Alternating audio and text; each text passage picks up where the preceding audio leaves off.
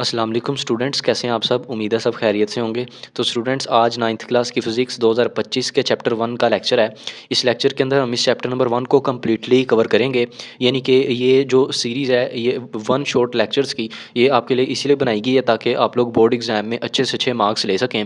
यानी आसान लफ्ज़ों में अगर मैं आपको बताऊँ तो हमने बोर्ड एग्ज़ाम की तैयारी के लिए एक नई चीज़ शुरू की है, क्योंकि हम 9th क्लास की फ़िज़िक्स के तमाम चैप्टर्स को लेक्चर वाइज़ कवर कर चुके हैं। तो अब जो है आपको हर वीडियो लेक्चर के अंदर पूरे चैप्टर की वीडियो आया करेगी। यानी उसमें हम पूरे चैप्टर को, चाहे वो चैप्टर 1 है, 2 है, 3 है, कोई भी चैप्टर है, हम इस तरह चैप्टर वाइज तमाम चैप्टर्स को एक ही वीडियो लेक्चर के अंदर कवर किया करेंगे। ठीक है। बाकी इसके अलावा हम ये भी चीज़ देखेंगे कि इस चैप्टर में से क्या क्या कुछ इंपॉर्टेंट है जो कि पेपर में आपको आने का बहुत ज़्यादा चांस है, और कुछ चीज़ें जो कि पॉसिबल होती हैं, सिर्फ उनके आने का चांस बहुत कम होता है, उनको भी कवर किया करेंगे। यानी कि हम पूरी कोशिश करेंगे कि 60 और 60 मार्क्स की प्रिपरेशन के लिए हम जो है वो एक ही वीडियो लेक्चर के अंदर तमाम चैप्टर्स को अच्छे तरीके से उनको रिवाइज़ करें जो हमने लेक्चर वाइज पढ़े थे। ठीक है। तो बाकी चैप्टर नंबर 1 है हमारा फिजिकल क्वांटिटीज़ एंड मेजरमेंट्स। आप देख सकते हैं ये आपकी 9th क्लास की बुक में पेज नंबर 5 से स्टार्ट हो रहा है चैप्टर नंबर 1। बाकी इस चैप्टर में से जो चीज़ें इंपॉर्टेंट हैं उनको ही हम कवर करेंगे। ये ऐसा चैप्टर है, इसमें ज़्यादातर MCQs और शॉर्ट क्वेश्चन ही बोर्ड में पूछे जाते हैं। ठीक है। इस साल भी आपको यही प्रिडिक्शन दी जा रही है कि इस चैप्टर में से 2 MCQs आएंगे और 3 शॉर्ट क्वेश्चन आपको आएंगे, और लॉन्ग क्वेश्चन या न्यूमेरिकल आने का चांस इस चैप्टर में से 20% या 30% बहुत ज़्यादा कम होता है। ठीक है। बाकी फिर भी हम इस चैप्टर को लॉन्ग या न्यूमेरिकल के तौर पर छोड़ेंगे नहीं, लाजमी तौर पर करेंगे, ताकि अगर अनएक्सपेक्टेड तौर पर भी इस चैप्टर में से लॉन्ग या न्यूमेरिकल आ जाए तो उसको हम अच्छे से कवर कर लें और उसको लिख दें। ठीक है। तो स्टार्ट करते हैं। इस चैप्टर का नेम है फिजिकल क्वांटिटीज़ एंड मेजरमेंट्स। तो नाम से ही ज़ाहिर है कि इस चैप्टर के अंदर हम मुख्तलिफ़ किस्म की क्वांटिटीज़ के बारे में पढ़ेंगे, जैसे लेंथ होती है, मैस होता है, किसी जिस्म का टेम्परेचर होता है, टाइम होता है। ठीक है। तो बहुत सारी क्वांटिटीज़ हैं, उनके बारे में पढ़ेंगे, और फिर मेजरमेंट्स यानी उन क्वांटिटीज़ को किस तरह मेजर किया जाता है उसको भी हम अच्छे तरीके से इस चैप्टर के अंदर पढ़ेंगे। ठीक है। बाकी स्मार्ट सिलेबस के हवाले से जो रिवाइज स्मार्ट सिलेबस था उसके अकॉर्डिंग ही हम बोर्ड की प्रिपरेशन करेंगे, क्योंकि उसके बाहर से तो आपको बोर्ड में पेपर नहीं आएगा, तो इसीलिए सिर्फ और सिर्फ स्मार्ट सिलेबस वाले टॉपिक्स इस लेक्चर के अंदर कवर होंगे। तो बाकायदा चैप्टर नंबर 1 के तमाम लेक्चर्स को कवर करने से पहले हम जो इंपॉर्टेंट चीज़ें उनको एक दफ़ा ज़रा ओवरव्यू कर लेते हैं। इस चैप्टर में से आपको क्या क्या कुछ आ सकता है। तो सबसे पहले लिखा हुआ है इंपॉर्टेंट लॉन्ग क्वेश्चंस, यानी कि इस चैप्टर में कौन से ऐसे लॉन्ग क्वेश्चन है जो बहुत ज़्यादा इंपॉर्टेंट है। अव्वल तो इस चैप्टर में से लॉन्ग या न्यूमेरिकल आएगा नहीं, लेकिन फिर भी कुछ लॉन्ग क्वेश्चन हैं जो कि आपको पेपर में अगर उन्होंने दिया इस चैप्टर में से, तो वो उम्मीद है इंशाल्लाह वो आपको इन्हीं लॉन्ग क्वेश्चन में से देंगे। तो सबसे पहले लिखा हुआ है describe physical and non physical quantities. ठीक है। टॉपिक नंबर 1.1 ही है ये। सिंपल आपको फिजिकल नॉन फिजिकल क्वांटिटीज़ की एक्सप्लेनेशन आ सकती है। इसके बाद आगे what is meant by base and drive quantities, give names and symbols of SI base units. ये एक्सरसाइज का लॉन्ग क्वेश्चन नंबर 1 है, पेज नंबर 26 के ऊपर आप देख सकते हैं। ठीक है। तो ये आप बुक के ऊपर देख सकते हैं, ये लॉन्ग क्वेश्चन यहाँ पर मौजूद है, लॉन्ग क्वेश्चन नंबर 1.1। ठीक है। इसके बाद लॉन्ग क्वेश्चन नंबर 1.2 भी है, ये भी आपको पेपर में आ सकता है। ठीक है। तो ये भी इसकी स्टेटमेंट भी यहाँ पर उन्होंने इसी तरह लिख दी है। इसके बाद लास्ट पे चौथा लॉन्ग क्वेश्चन है right a note on significant figures. तो सिग्निफिकेंट फिगर्स पर आपको वो नोट पूछ सकते हैं। बाकी इनमें आप देख सकते हैं कुछ लॉन्ग क्वेश्चन के साथ हमने P लिखा हुआ है और कुछ के साथ हमने टिक और स्टार लगाया हुआ है। ठीक है। तो P लिखने का मतलब ये है कि ये वाले जो लॉन्ग क्वेश्चन है ये पॉसिबल है, यानी ये आपको आने का चांस बहुत ही ज़्यादा कम है, अनएक्सपेक्टेड तौर पर ही आएंगे। बाकी जो एक्सरसाइज के लॉन्ग क्वेश्चन है वो आप लोगों को बोर्ड में आने का काफ़ी ज़्यादा चांस होता है। ठीक है। तो ये जो 2 लॉन्ग क्वेश्चन है, दूसरा और तीसरा, ये एक्सरसाइज में मौजूद है, और उम्मीद है अगर आपको वो इस चैप्टर में से लॉन्ग देते हैं तो इन्हीं दोनों में से आपको एक लॉन्ग क्वेश्चन वो दे देंगे। ठीक है। बाकी जो इंपॉर्टेंट टॉपिक्स हैं इस चैप्टर के, यानी कि short question, long question, numerical, MCQs के लिहाज से जो टॉपिक्स इंपॉर्टेंट हैं वो ये आपके सामने लिखे हुए हैं। इनको आप देख सकते हैं। टॉपिक नंबर 1.1 है, 1.2, 1.3। इसके बाद 1.8 का जो टॉपिक है वो सिर्फ पेज नंबर 18 वाला आपने करना है। इसके बाद टॉपिक नंबर 1.11 पेज नंबर 20 से 21 तक जो टॉपिक मौजूद है, 1.11 ये वाला टॉपिक आपने सिर्फ इन्हीं पेज वाला कवर कर लेना है। तो ये जो टॉपिक्स हैं ये काफ़ी ज़्यादा इंपॉर्टेंट है। तो इंपॉर्टेंट टॉपिक्स बताने का मकसद यही है कि जो बच्चे होते हैं जो सिर्फ और सिर्फ पासिंग मार्क्स लेना चाहते हैं कि हमारे 60 में से 20 नंबर आ जाएँ, 25 नंबर आ जाएँ, तो इन थोड़े मार्क्स वाले बच्चों के लिए इंपॉर्टेंट टॉपिक्स बता दिए जाते हैं कि वो इन्हीं टॉपिक्स को अच्छे से कवर कर लें, तो वो बोर्ड में इस चैप्टर में जो भी आएगा उसको अच्छे तरीके से वो कवर कर लेंगे। इसके बाद इस चैप्टर के इंपॉर्टेंट न्यूमेरिकल्स लिखे हुए हैं। न्यूमेरिकल नंबर 1 और 10, ये दो ही न्यूमेरिकल इंपॉर्टेंट है लॉन्ग क्वेश्चन के लिए, ठीक है। शॉर्ट में भी न्यूमेरिकल आ सकते हैं, शॉर्ट के लिए आपने सारी करने हैं, लेकिन लॉन्ग क्वेश्चन के लिए अगर इस चैप्टर में न्यूमेरिकल आया तो उम्मीद है आपको पहला या 10वां न्यूमेरिकल ही आएगा, ठीक है। ये पेज नंबर 27 के ऊपर आप बुक पे इसको देख भी सकते हैं, ये पहला न्यूमेरिकल हो जाएगा और इसके साथ ये लास्ट पे 10वां न्यूमेरिकल हो जाएगा, ठीक है। इसके बाद शॉर्ट क्वेश्चन है इंपॉर्टेंट एक्सरसाइज के, ये पेज नंबर 25 के ऊपर मौजूद है, ठीक है। पहला और तीसरा शॉर्ट क्वेश्चन अच्छे से आपने कर लेना है, ये आपके सामने लिखे हुए हैं पहला और ये तीसरा, ठीक है। तो ये आपको शॉर्ट क्वेश्चन बोर्ड में आ सकते हैं। इसके अलावा जो कंस्ट्रक्टिव रिस्पॉन्स क्वेश्चन है वो 6, 7वां और 9वां आपने करना होगा, ठीक है। तो वो इससे अगले पेज पे आई थिंक होंगे, तो ये आप देख सकते हैं, ये कंस्ट्रक्टिव रिस्पॉन्स क्वेश्चन लिखे हुए हैं, तो इनमें से आपने जो इंपॉर्टेंट वाले हैं 6, 7वां और 9वां उनको कवर कर लेना है, ठीक है। बाकी जो इंपॉर्टेंट MCQs हैं एक्स्ट्रा जो इस चैप्टर में से आपको पूछे जा सकते हैं और पिछले पेपर्स में भी काफ़ी दफ़ा वो आए हुए हैं, तो वो ये आपके सामने लिखे हुए हैं। टेबल नंबर 1.2 पेज नंबर 8 के ऊपर आपने देखना है, ठीक है। तो उन टेबल्स को आपने अच्छे से याद कर लेना है, सिर्फ और सिर्फ MCQs के लिए वो आप काफ़ी ज़्यादा इंपॉर्टेंट है, ठीक है। तो ये पेज नंबर 8 के ऊपर आप देख सकते हैं, ये टेबल मौजूद है।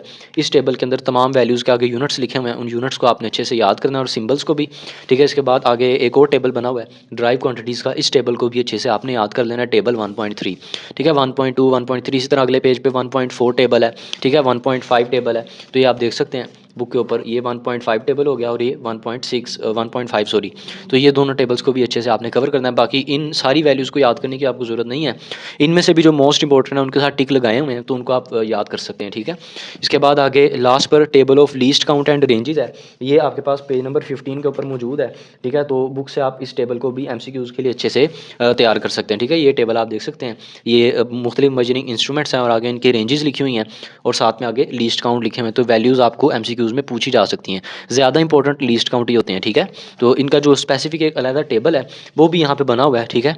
तो ये जो टेबल था, मैंने आपको लेक्चर जब पढ़ाया था वर्नियर कैलिपर्स वाला, तो उस लेक्चर में मैंने आपको ये टेबल बनाना सिखाया था। बाकी फिर भी अभी इसको एक दफ़ा रिवाइज़ करते हैं। तो ये सारा कुछ था इस चैप्टर का जो मोस्ट इंपॉर्टेंट था, इनको आपने अच्छे से तैयार करना है। अब हम चैप्टर नंबर 1 की तमाम टॉपिक्स को टॉपिक वाइज 1.1, 1.2 लेक्चर वाइज उनको कवर कर लेते हैं। तो स्टूडेंट्स, ये चैप्टर नंबर 1 का फर्स्ट लेक्चर आपके सामने यहाँ पर नोट्स मौजूद हैं। जब हमने लेक्चर वाइज इस चैप्टर को कवर किया था तो वही नोट्स आपके साथ दोबारा शेयर किए जा रहे हैं, आप उन वीडियोस को सेपरेटली भी देख सकते हैं, ठीक है। और लेकिन अगर आपने ज़्यादा डिटेल से देखना है तो आप लेक्चर वाइज सेपरेटली तमाम लेक्चर्स को देखें।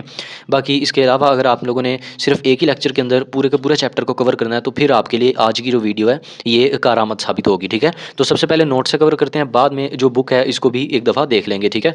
तो जो नोट्स हैं उसके ऊपर बुक से देख कर ही लिखा जाता है। तो सबसे पहले जो लेक्चर नंबर 1 है इसके अंदर हमने कुछ इंपॉर्टेंट बेसिक शॉर्ट क्वेश्चंस को कवर किया था।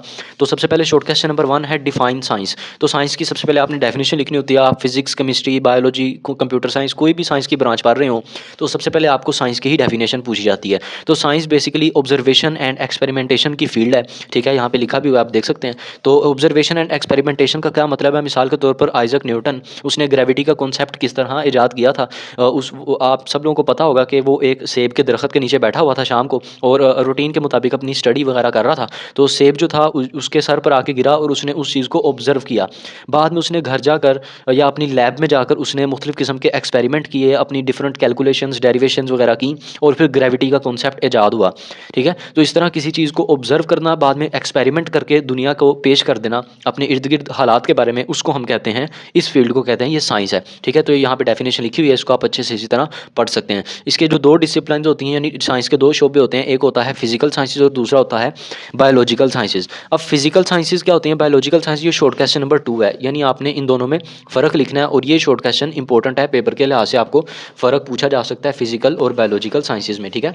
तो फिजिकल साइंसेज साइंस की वो ब्रांच होती है जिसके अंदर हम जानदार चीज़ों के गैर जानदार चीज़ों के बारे में पढ़ते हैं, ठीक है, नॉन लिविंग थिंग्स के बारे में पढ़ते हैं। मिसाल के तौर पर ये पेन है, ये बुक है, ठीक है, मोबाइल से वीडियो बन रही है, तो ये तमाम की तमाम जो चीज़ें इर्द गिर्द आपको नज़र आ रही हैं जो नॉन लिविंग थिंग्स हैं, उनके बारे में हम फिजिकल साइंसेज में पढ़ते हैं। मिसाल के तौर पर फिजिक्स, केमिस्ट्री, एस्ट्रोनॉमी वगैरह, ठीक है। फिजिक्स का तो आप लोगों को पता ही है। इसके बाद आगे केमिस्ट्री आ जाएगी, इसमें आप केमिकल्स वगैरह के बारे में पढ़ते हैं। एस्ट्रोनॉमी, इसमें आप मुख्तलिफ कायनात, यूनिवर्स के बारे में, सितारों सियारों वगैरह के बारे में पढ़ते हैं, ठीक है। बायोलॉजिकल साइंसेज वो ब्रांच होती है साइंस की जिसके अंदर हम लिविंग थिंग्स के बारे में पढ़ते हैं, ठीक है। तो लिविंग थिंग्स का मतलब जो आपको अपने इर्द गिर्द जानदार चीज़ें नज़र आती हैं, सबसे पहले तो हम खुद ही, हम इंसान लिविंग थिंग्स हैं। इसके अलावा जो पौधे होते हैं, जानवर होते हैं, मुख्तलिफ किस्म के इंसेक्ट्स आपको नज़र वगैरह आ रहे हैं, तो इन तमाम चीज़ों के बारे में हम बायोलॉजिकल साइंसेज में पढ़ते हैं। इसके आगे डिफरेंट ब्रांचेज हैं, बायोलॉजी, बॉटनी, इकोलॉजी, पौधों वगैरह के बारे में होती है, ठीक है।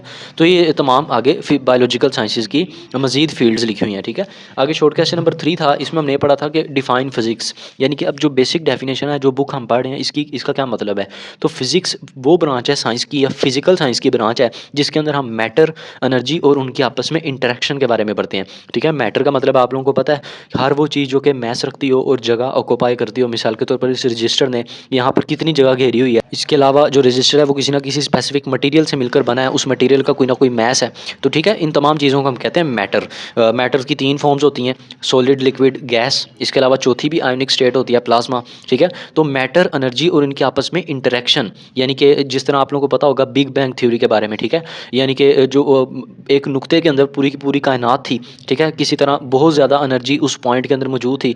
अब जिस तरह ही कुछ रिएक्शंस हुए, उन रिएक्शंस के बदले में जो एनर्जी थी बहुत ज़्यादा रिलीज़ हुई उस पॉइंट से, और हमारी जो कायनात है वो वसी व अरीज़ हो गई, वो फैलती गई और बनती गई, उसमें फिर सितारे सियारे बनते गए, ठीक है। तो इस तरह मैटर और एनर्जी और उनके आपस में जो इंटरेक्शन है, उसके बारे में हम कहाँ पढ़ते हैं, फिजिक्स में पढ़ते हैं, ठीक है। तो फिजिक्स वो ब्रांच है साइंस की। इसके अलावा आगे फिजिक्स की ब्रांचेज लिखी हुई हैं, एटॉमिक फिजिक्स, जियो फिजिक्स, प्लाज्मा फिजिक्स। तो बाकी इनके बारे में जो डिटेल है वो चैप्टर नंबर 9 में हम अच्छे तरीके से उसको कवर करेंगे। यहाँ पर सिर्फ आपने नेम ही याद रख लेने हैं। आगे शॉर्ट क्वेश्चन नंबर 4 है, आपने फिजिकल और नॉन फिजिकल क्वांटिटीज़ के बारे में बताना है। तो ये भी शॉर्ट क्वेश्चन इंपॉर्टेंट हो सकता है, आपको पेपर में आ सकता है। तो फिजिकल क्वांटिटीज़ वो तमाम मिकदारें होती हैं जिनको मैयर किया जा सकता है, ठीक है, जिनकी आप आसानी से मेजरमेंट कर सकते हैं। मिसाल के तौर पर पेन है, इस पेन की कोई ना कोई लेंथ है, कोई ना कोई विर्थ है, तो ये जो लेंथ और विर्थ हैं ये फिजिकल क्वांटिटीज़ हैं, इनको हम मैयर कर सकते हैं। इसी तरह टाइम को मैयर कर सकते हैं, किसी जिस्म का टेम्परेचर मैयर कर सकते हैं। तो ये सारी की सारी चीज़ें क्या होंगी, फिजिकल। इसके बदले में जो नॉन फिजिकल क्वांटिटीज़ हैं वो ऐसी तमाम मिकदारें होती हैं जिनको मैयर नहीं किया जा सकता, कैन नॉट बी मैयर, ठीक है। इसके आगे एग्जाम्पल लिखी हुई है, कलर, लव, फेयर। तो ये तमाम चीज़ें हैं जिनको आप मैयर नहीं कर सकते, इनका सिर्फ और सिर्फ एस्टीमेट, हम अंदाज़ा वगैरह लगा सकते हैं, इनको ऑब्जर्व कर सकते हैं, ठीक है। तो ये लेंथ, मैस, टाइम ये फिजिकल क्वांटिटीज़ की कैटेगरी में आ जाएंगी। बाकी ये लॉन्ग क्वेश्चन भी है, कंप्लीटली इसको एक दफ़ा देखेंगे। आगे शॉर्ट क्वेश्चन नंबर 5 है, ये भी शॉर्ट क्वेश्चन इंपॉर्टेंट है, ठीक है। इसमें आपको पूछा जाएगा कि बेस और ड्राइव क्वांटिटीज़ में क्या फ़र्क है। तो बेस का जो लफ्ज़ है इसका मतलब होता है बुनियाद, यानी बेसिक चीज़, जहाँ से कोई चीज़ शुरू होती है, ठीक है। मिसाल के तौर पर जब आप कोई घर बनाते हैं तो घर बनाने से पहले आप उस घर की बुनियाद बनाते हैं, जिसे आप प्लाट वगैरह भी कहते हैं। तो इसी तरह फिजिक्स के अंदर भी कुछ बेसिक क्वांटिटीज़ मौजूद होती हैं जिनकी बेस के ऊपर आप बाकी क्वांटिटीज़ को बनाते हैं। मिसाल आपको अगर मैं दूँ तो आपको पता होगा एरिया जो होता है इसका फार्मूला होता है लेंथ मल्टीप्लाई बाय विड्थ। अब एरिया जो है वो इन 2 क्वांटिटी से मिलकर बना है। अब ये वाली जो 2 क्वांटिटीज़ हैं ये बेस क्वांटिटीज़ हैं, और ये जो एरिया है ये इन दोनों से मिलकर बना है, तो ये ड्राइव हुआ है, ये ड्राइव क्वांटिटी हो जाएगी, ठीक है। तो एरिया ड्राइव क्वांटिटी और ये दोनों बेस क्वांटिटीज़ हो जाएंगी। तो those quantities on the basis of which other quantities are express, यानी उन वो तमाम मिकदारें जिनकी बुनियाद पर हम दूसरी मिकदारों को बयान करते हैं वो क्या होती हैं, बेस क्वांटिटीज़ होती हैं। और वो मिकदारें जो कि बेस से बनती हैं उनको हम क्या कहते हैं, वो ड्राइव क्वांटिटीज़ होती हैं, ठीक है। तो ये आपने इनकी डेफिनेशंस को इसी तरह याद कर लेना। आगे इनकी एग्जांपल भी लिखी हुई है, लेंथ, मैस, टाइम ये बेस हो जाएंगी, और एरिया, वेलोसिटी, फोर्स इनके कोई ना कोई स्पेसिफिक फार्मूलाज हैं जिनके अंदर बहुत सारी बेस क्वांटिटीज़ आ रही होंगी। मिसाल के तौर पर स्पीड है तो स्पीड का formula v is equal to S over T. तो ये जो दोनों क्वांटिटीज़ आ जाएंगी आपके पास, ये बेस क्वांटिटीज़ आ जाएंगी जो मिलकर एक ड्राइव क्वांटिटी बना रही हैं। तो इस तरह आप इनकी एग्जाम्पल्स को भी अच्छे से याद कर सकते हैं। इसके बाद आगे शॉर्ट क्वेश्चन नंबर 6 है, डिफाइन मेजरमेंट। आपने अब मेजरमेंट की डेफिनेशन लिखनी है, ठीक है। तो मेजरमेंट बेसिकली वो प्रोसेस होता है जिसके अंदर आप एक नाउन और अननाउन क्वांटिटीज़ का आपस में कंपैरिजन करते हैं, ठीक है। तो यही यहाँ पर इसकी डेफिनेशन लिखी हुई है। मिसाल के तौर पर ये पेन है, इस पेन की अगर मुझे लेंथ मालूम करनी है, ठीक है, तो इस पेन की जो लेंथ है वो फिलहाल अभी मुझे नहीं पता, तो यहाँ पर जो लेंथ है वो अननाउन क्वांटिटी हो जाएगी, ठीक है, अननाउन क्वांटिटी। लेकिन मैं इस पेन की लेंथ मालूम करने के लिए किस चीज़ का इस्तेमाल करूँगा, कोई ना कोई मेजरिंग इंस्ट्रूमेंट, जैसे मीटर रूल वगैरह, स्केल वगैरह का इस्तेमाल करूँगा, इंची टेप वगैरह का, मेजरिंग टेप का इस्तेमाल करूँगा, ठीक है। तो अब वो जो इंस्ट्रूमेंट मैं इस्तेमाल कर रहा हूँ उसके ऊपर मुख्तलिफ किस्म की रीडिंग्स लिखी हुई हैं, ठीक है, जो कि नाउन है, उनकी वैल्यूज़ हमें पता है। तो इस तरह हम इसके साथ स्केल को रखेंगे और इसकी कोई ना कोई जो स्पेसिफिक लेंथ होगी उसकी वैल्यू को हम स्केल से कंपैरिजन करके, उसको कंपेयर करके मालूम कर लेंगे कि ये 5 तक जा रही है, 6 तक इसकी लेंथ जा रही है, जितनी भी, ठीक है। तो इस तरह किसी चीज़ का अननाउन चीज़ का नाउन चीज़ के साथ कंपैरिजन करना, उसको हम क्या कहते हैं, वो मेजरमेंट कहलाता है। मेजरमेंट के 2 पार्ट्स होते हैं, नंबर और यूनिट, ठीक है। मिसाल के तौर पर इस पेन की जो लेंथ है वो 12 सेंटीमीटर आई। अब इसके अंदर 2 चीज़ें हैं, एक तो इसका मैग्नीट्यूड है यानी कोई ना कोई नंबर, और दूसरे नंबर पर क्या चीज़ है, वो है सेंटीमीटर, यानी इसका कोई स्पेसिफिक यूनिट भी है। तो मेजरमेंट के 2 ही पार्ट्स होते हैं, एमसीक्यूज़ में भी आपको पूछा जा सकता है, नंबर और यूनिट, ठीक है। तो आगे शॉर्ट क्वेश्चन नंबर 7 है डिफाइन यूनिट। आपने यूनिट की डेफिनेशन लिखनी है, यानी मेजरमेंट के अंदर आप जो यूनिट्स वगैरह का इस्तेमाल करते हैं उनकी अब आपने सिंपल डेफिनेशन बतानी है। तो यूनिट बेसिकली एक स्टैंडर्ड होता है जिसके अकॉर्डिंग हम किसी भी चीज़ को मेजर करते हैं, ठीक है। मिसाल के तौर पर लेंथ है, लेंथ का यूनिट मीटर है, इसके अलावा टाइम का यूनिट सेकंड है, ठीक है। तो इन चीज़ों को आपने याद रखना होगा। तो स्टैंडर्ड क्वांटिटी का जब हम एक अनस्टैंडर्ड क्वांटिटी से कंपैरिजन करते हैं तो कंपैरिजन करने के लिए हमें एक स्पेसिफिक क्वांटिटी की ज़रूरत होती है, ठीक है। यानी हम मीटर में मेजर कर रहे हैं, सेकंड में मेजर कर रहे हैं, तो वो चीज़ के ऊपर डिपेंड करता है कि उस चीज़ को आप किस चीज़ को मेजर कर रहे हैं। तो इस तरह नाउन यानी स्टैंडर्ड और अननाउन अनस्टैंडर्ड चीज़ के साथ कंपैरिजन करना, उसके लिए हमें एक क्वांटिटी की ज़रूरत होती है जिसको हम क्या कहते हैं, वो हमारा यूनिट होता है, ठीक है। और मेजरमेंट यूनिट के बगैर क्या होती है, बिल्कुल मीनिंगलेस होती है। हम पेन की लेंथ 2 मीटर बताएंगे, अगर खाली 2 कहेंगे तो अगले बंदे को समझ नहीं आएगी कि मीटर में बता रहा है, सेंटीमीटर में बता रहा है, इसका क्या यूनिट है, ठीक है। तो इसलिए यूनिट जो होता है वो मेजरमेंट के अंदर इंतहाई ज़रूरी होता है। इसके बाद आगे शॉर्ट क्वेश्चन नंबर 8 है एस यूनिट, यानी सिस्टम इंटरनेशनल यूनिट। नाम से ही जाहिर है कि वो तमाम यूनिट जिनको इंटरनेशनली एक्सेप्ट किया गया है, पूरी दुनिया में उस चीज़ का यूनिट यही इस्तेमाल किया जा रहा है। मिसाल के तौर पर लेंथ है, लेंथ का यूनिट क्या होता है, मीटर। अब दुनिया में जितने भी ममालिक हैं, तमाम मुल्कों में यूनिट लेंथ का यूनिट है वो मीटर ही है। अब ऐसा नहीं होगा किसी मुल्क के अंदर लेंथ का यूनिट सेंटीमीटर हो, ठीक है। तो इस तरह ये यूनिट्स कैसे बने थे, सिस्टम इंटरनेशनल 7 बेसिक यूनिट्स जो हैं वो बने थे। उसमें एक इंटरनेशनल कमेटी के अंदर फैसला हुआ था 1961 फ्रांस के अंदर, ठीक है, कि जो कुछ चीज़ें ऐसी हैं जिनके यूनिट्स फिक्स हो जाएंगे, मिसाल के तौर पर लेंथ, मैस, टाइम, टेम्परेचर वगैरह, ठीक है। वो आपकी बुक में टेबल बना भी हुआ है तो उनको आप याद भी कर सकते हैं, ठीक है। तो उन तमाम चीज़ों के यूनिट्स थे वो इंटरनेशनली एक्सेप्ट हो गए, तमाम मुल्कों में वही इस्तेमाल किए जाते थे। इस पूरे सिस्टम को हम कहते हैं सिस्टम इंटरनेशनल यूनिट, जो 7 बेस यूनिट्स का बेसिकली सिस्टम है, और इसे SI का मतलब सिस्टम इंटरनेशनल है, ठीक है। आगे इसकी इंपॉर्टेंस है वो भी आप रीड कर लें। तो ये आप देख सकते हैं आगे इसकी इंपॉर्टेंस लिखी हुई है सिस्टम इंटरनेशनल की, कि इसकी इंपॉर्टेंस क्या है। तो वही सारी बात जो भी मैंने आपको एक्सप्लेन की वही यहाँ पर लिखी हुई है। इसके बाद आगे शॉर्ट क्वेश्चन नंबर 9 है बेस यूनिट्स और ड्राइव यूनिट्स में आपने फ़र्क बताना है। तो ये भी शॉर्ट क्वेश्चन इंपॉर्टेंट है बोर्ड के लिहाज से। ये सारे जो शॉर्ट क्वेश्चन है 1 से लेकर 9 तक ये लॉन्ग क्वेश्चन के अंदर हम लिखेंगे, तो आप चाहे लॉन्ग याद कर लें चाहे इन शॉर्ट क्वेश्चन को अलग-अलग याद कर लें, वो एक ही बात होगी। तो सबसे पहले बेस यूनिट्स लिखा हुआ है, तो नाम से ही जाहिर है जैसे हमने बेस क्वांटिटी पढ़ी, तो बेस क्वांटिटी के जो यूनिट होते हैं वो बेस यूनिट्स होते हैं, बुनियादी यूनिट्स। इसके अलावा जो ड्राइव यूनिट्स होते हैं, माखूज़ यूनिट्स, जो ड्राइव क्वांटिटी के यूनिट होते हैं उनको हम ड्राइव यूनिट्स कहते हैं, ठीक है। तो ये डेफिनेशन आप देख सकते हैं यहाँ पर इसी तरह लिखी हुई है। इसके बाद आगे एग्जांपल लिखी हुई है बेस यूनिट्स की, लेंथ, मैस, टाइम वगैरह। इसके बाद अलावा ड्राइव यूनिट्स की फोर्स, स्पीड, वेलोसिटी वगैरह। तो इनकी एग्जांपल को भी आप इसी तरह याद कर सकते हैं। तो ये हमारा लेक्चर नंबर 1 था, चैप्टर नंबर 1 का, जो कि कंप्लीट हो गया। पहले 9 शॉर्ट क्वेश्चन हमने कवर किए हैं, ठीक है। तो ये बुक के अकॉर्डिंग भी कुछ चीज़ें हैं जो कि अंडरलाइन की गई हैं, इनको आप अच्छे से बुक से भी याद कर सकते हैं। जैसे साइंस की डेफिनेशन है, तो ये जो चीज़ें अंडरलाइन की गई हैं आपको बोर्ड में शॉर्ट क्वेश्चन के तौर पर भी पूछी जा सकती हैं और MCQs भी आ सकते हैं। जिस तरह यहाँ पे भी आप देख सकते हैं फिजिकल क्वांटिटीज़ की डेफिनेशन आगे एक MCQs भी बन सकता है, foundation of physics rest upon physical quantities, ठीक है। इसके अलावा अगले पेज पे भी आप देख सकते हैं नॉन फिजिकल क्वांटिटीज़ की डेफिनेशन है, और फिर उसके बाद आगे बेस एंड ड्राइव क्वांटिटीज़ में कुछ इंपॉर्टेंट बातें अंडरलाइन की गई हैं। इसके अलावा मेजरमेंट की डेफिनेशन। तो ये सारा कुछ हमने लेक्चर नंबर 1 में नोट से ही कवर किया है, ठीक है। नोट्स के ऊपर भी जो वर्ड्स हैं वो सेम यही वाले हैं, तो ये चीज़ें आप अच्छे से बुक से भी इनको एक दफ़ा रीड कर सकते हैं, ठीक है। तो ये आपका लेक्चर नंबर 1 था, यहाँ ड्राइव यूनिट्स तक। इसके बाद आगे लेक्चर नंबर 2 को भी कवर करते हैं।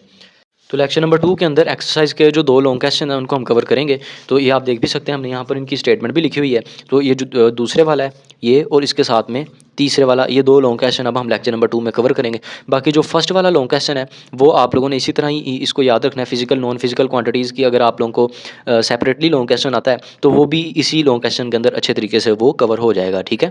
तो स्टार्ट करते हैं अपना लॉन्ग क्वेश्चन नंबर 1, एक्सरसाइज का 1.1 लॉन्ग क्वेश्चन पेज नंबर 26 के ऊपर। इसकी स्टेटमेंट भी आप एक दफ़ा इसको रीड कर सकते हैं। तो इस लॉन्ग क्वेश्चन में आपको पूछा जा रहा है कि बेस और ड्राइव क्वांटिटीज़ के बारे में आपने बताना है। इसके अलावा आपने कुछ बेस यूनिट्स के नाम बताने होंगे, ठीक है, तो सिंबल्स भी। तो इस चीज़ को कवर करते हैं। तो सबसे पहले फिजिकल क्वांटिटीज़ की अगेन डेफिनेशन लिखी हुई है, तो इसको मैं दोबारा एक्सप्लेन नहीं करूँगा, ये भी शॉर्ट क्वेश्चन के अंदर ही हमने इसको कवर किया है, ठीक है। तो सारी ये उसकी डेफिनेशन है। उसके बाद आगे इसकी 2 टाइप्स लिखी हुई हैं, फिर बेस क्वांटिटीज़ की डेफिनेशन लिखी हुई है, इसके बाद ड्राइव क्वांटिटीज़ की आपने डेफिनेशन लिखनी है, ठीक है। तो ये तमाम वही डेफिनेशन है जो हमने लेक्चर नंबर 1 में कवर की थी, मैंने आपको बताया भी था कि दोबारा आएंगी। इसके बाद लिखा हुआ है names and symbols of SI base units. तो अब यहाँ पे बेस यूनिट की पहले डेफिनेशन लिखी जाएगी, और उसके बाद डेफिनेशन लिखने के बाद एक जो टेबल है जो बुक के ऊपर गिवन है पेज नंबर 8 के ऊपर, ये वाला टेबल, इस टेबल को यहाँ पर दोबारा बना दिया गया, ठीक है। तो इसको भी आपने अच्छे से याद करना है। इस टेबल में से मोस्ट इंपॉर्टेंट आपका MCQs आ सकते हैं, यानी वो पूछ सकते हैं what is the unit of length, length का यूनिट क्या होता है मीटर, मैस का यूनिट क्या होता है किलोग्राम, या आपको पूछ सकते हैं सेकंड का सिंबल क्या है, तो आगे S। तो इस तरह आपने इनको याद रखना है। तो इस तरह जो है आपका ये लॉन्ग क्वेश्चन नंबर 1 यहाँ तक कंप्लीट हो जाएगा। ये टेबल जिस तरह ही आप बना देंगे, ठीक है।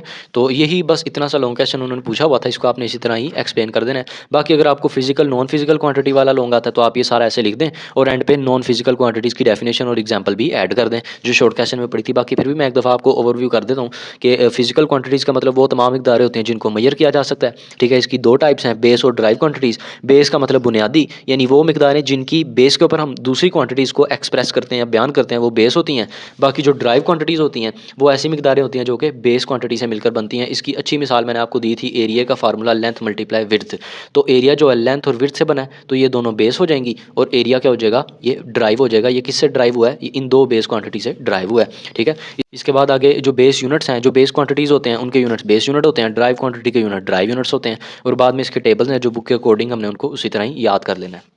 आगे एक्सरसाइज का दूसरा लॉन्ग क्वेश्चन है, लॉन्ग क्वेश्चन नंबर 1.2, ठीक है। इसमें आपने 3 ड्राइव यूनिट्स की एग्जांपल देनी है और ये भी बताना है कि वो तीनों ड्राइव यूनिट्स बेस यूनिट से कैसे बने हैं, ठीक है। How they are drive from base unit. Describe briefly, आपने शॉर्टली इसको डिस्क्राइब भी करना है। मिसाल के तौर पर एरिया है ना, तो एरिया एक ड्राइव क्वांटिटी है, या इसका जो यूनिट है मीटर स्क्वायर वो एक ड्राइव यूनिट है। अब वो इन दोनों बेस से किस तरह बना है वो आप लोगों ने इस लॉन्ग क्वेश्चन में बताना है। इस तरह आपने एरिया के अलावा और 3 एग्जाम्पल देने, जैसे फोर्स हो गया, वेलोसिटी होगी, वॉल्यूम हो गया, इस तरह, ठीक है। तो ये 3 यूनिट्स का हम इस्तेमाल करें। तो सबसे पहले ड्राइव यूनिट्स की बेसिक डेफिनेशन लिखेंगे। हमें पता है ड्राइव यूनिट्स क्या होते हैं, वो यूनिट्स जो कि ड्राइव क्वांटिटीज़ को बयान करते हैं वो ड्राइव यूनिट्स होते हैं, ठीक है। इसकी एग्जांपल लिखी हुई है एरिया, वॉल्यूम, फोर्स वगैरह। आगे derivation of drive units from base unit, ये चीज़ इंपॉर्टेंट है।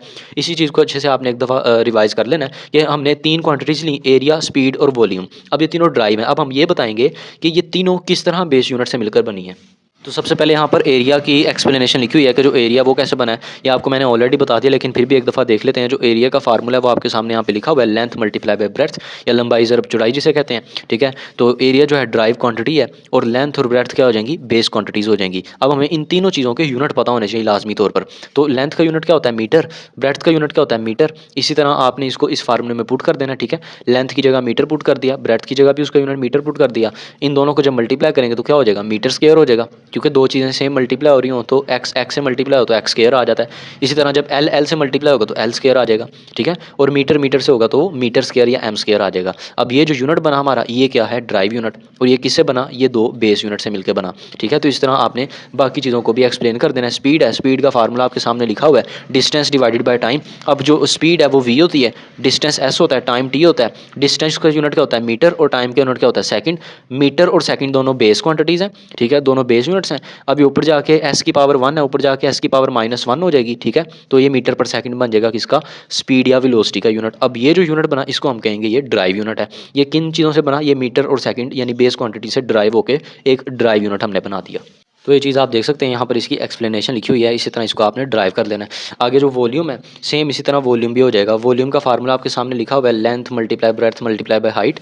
लेंथ का यूनिट भी क्या होता है, मीटर। ब्रेड्थ का यूनिट भी मीटर और हाइट का यूनिट भी मीटर, क्योंकि तीनों बेसिकली लंबाइयाँ ही होती हैं किसी चीज़ की। किसी चीज़ का जो एक पॉइंट से दूसरे पॉइंट तक फासला है वही हम इन तीनों में मेजर करते हैं। तो अब 3 दफ़ा मीटर आ गया तो मीटर क्यूब हो जाएगा, ठीक है। तो ये आप देख सकते हैं मीटर क्यूब। अब ये वाला जो यूनिट बना इसको हम क्या कहेंगे, ये ड्राइव यूनिट हो जाएगा।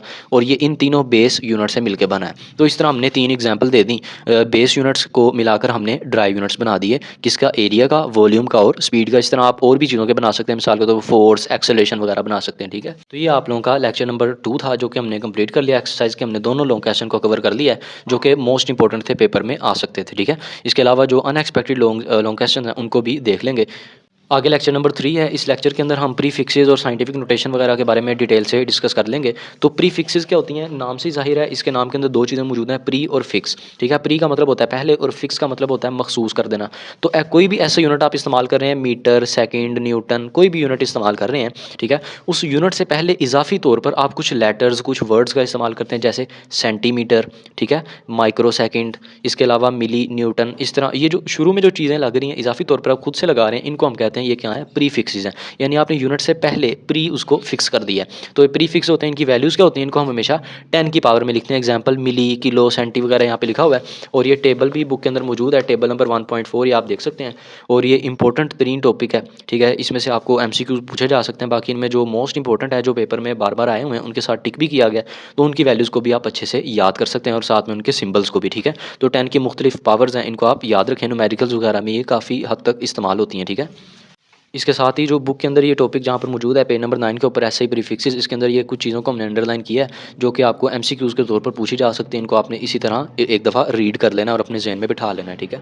इसके बाद आगे टॉपिक नंबर 1.4 है साइंटिफिक नोटेशन। तो ये टॉपिक आपने मैथ में भी अच्छे से इसको पढ़ा होगा, तो आप मैथ वाला भी यहाँ पे तरीकाकार बिल्कुल अप्लाई कर सकते हैं। बाकी फिर भी इसका क्या मतलब होता है, इसको समझने से पहले आप लोगों को एक चीज़ पता होनी चाहिए कि कुछ नंबर होते हैं जो बहुत ज़्यादा बड़े होते हैं। मिसाल के तौर पर आप देख सकते हैं average distance from sun to, यहाँ सूरज का ज़मीन से फासला लिखा हुआ है, ये आप देखें कितने ज़्यादा जीरो आगे कि इसको पढ़ना भी मुश्किल। इसके अलावा किलोमीटर भी है, तो किलो भी 10 की पावर 3 होते हैं, 3 जीरो और ऐड कर दें तो ये वैल्यू बनेगी, ठीक है। तो ये कुछ नंबर होते हैं जो बहुत बड़े होते हैं और कुछ होते हैं वो बहुत ही छोटे भी होते हैं। जैसे यहाँ पे हाइड्रोजन एटम का डायमीटर दिखा हुआ है, ये इसकी वैल्यू लिखी हुई है कि इतना डायमीटर होता है हाइड्रोजन एटम का। तो दोनों इंपॉर्टेंट एमसीक्यूज़ भी आपने याद रखने हैं, ठीक है। इनकी वैल्यूज़ को आपने अच्छे से जीरो की वैल्यू जितने जीरो हैं उनको अच्छे से काउंट करके याद रख लेना है, ठीक है। तो आपको पेपर में एमसीक्यू पूछे जा सकते हैं। अब ऐसे के जो नंबर होते हैं जो बहुत बड़े या बहुत छोटे हों, जिनको पढ़ना इंतहाई मुश्किल हो, 0.00 बहुत छोटा नंबर है, तो इन नंबर्स को हम एक तरीकाकार अप्लाई करते हैं, उसको हम कहते हैं साइंटिफिक नोटेशन, जो हमें हेल्प करता है इन नंबर्स को एक्सप्रेस करने में, इनको अपनी कैलकुलेशन डेरिवेशन वगैरह में इस्तेमाल करने में हमारी हेल्प करता है। तो ये चीज़ आप यहाँ पे देख सकते हैं।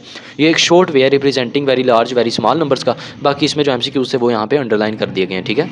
और इसकी जो डेफिनेशन है वो सेम यहाँ पर इसी तरह लिखी हुई है कि साइंटिफिक नोटेशन में एक नंबर को हम 10 की पावर से एक्सप्रेस करते हैं और इसी तरीकाकार को कहते हैं वो साइंटिफिक नोटेशन है। और इसका जो बेसिक जनरल फॉर्म है वो यहाँ लिखी हुई है a मल्टीप्लाई 10 की पावर n, यानी नंबर ऐसे लिखा होगा 2 मल्टीप्लाई 10 की पावर -4।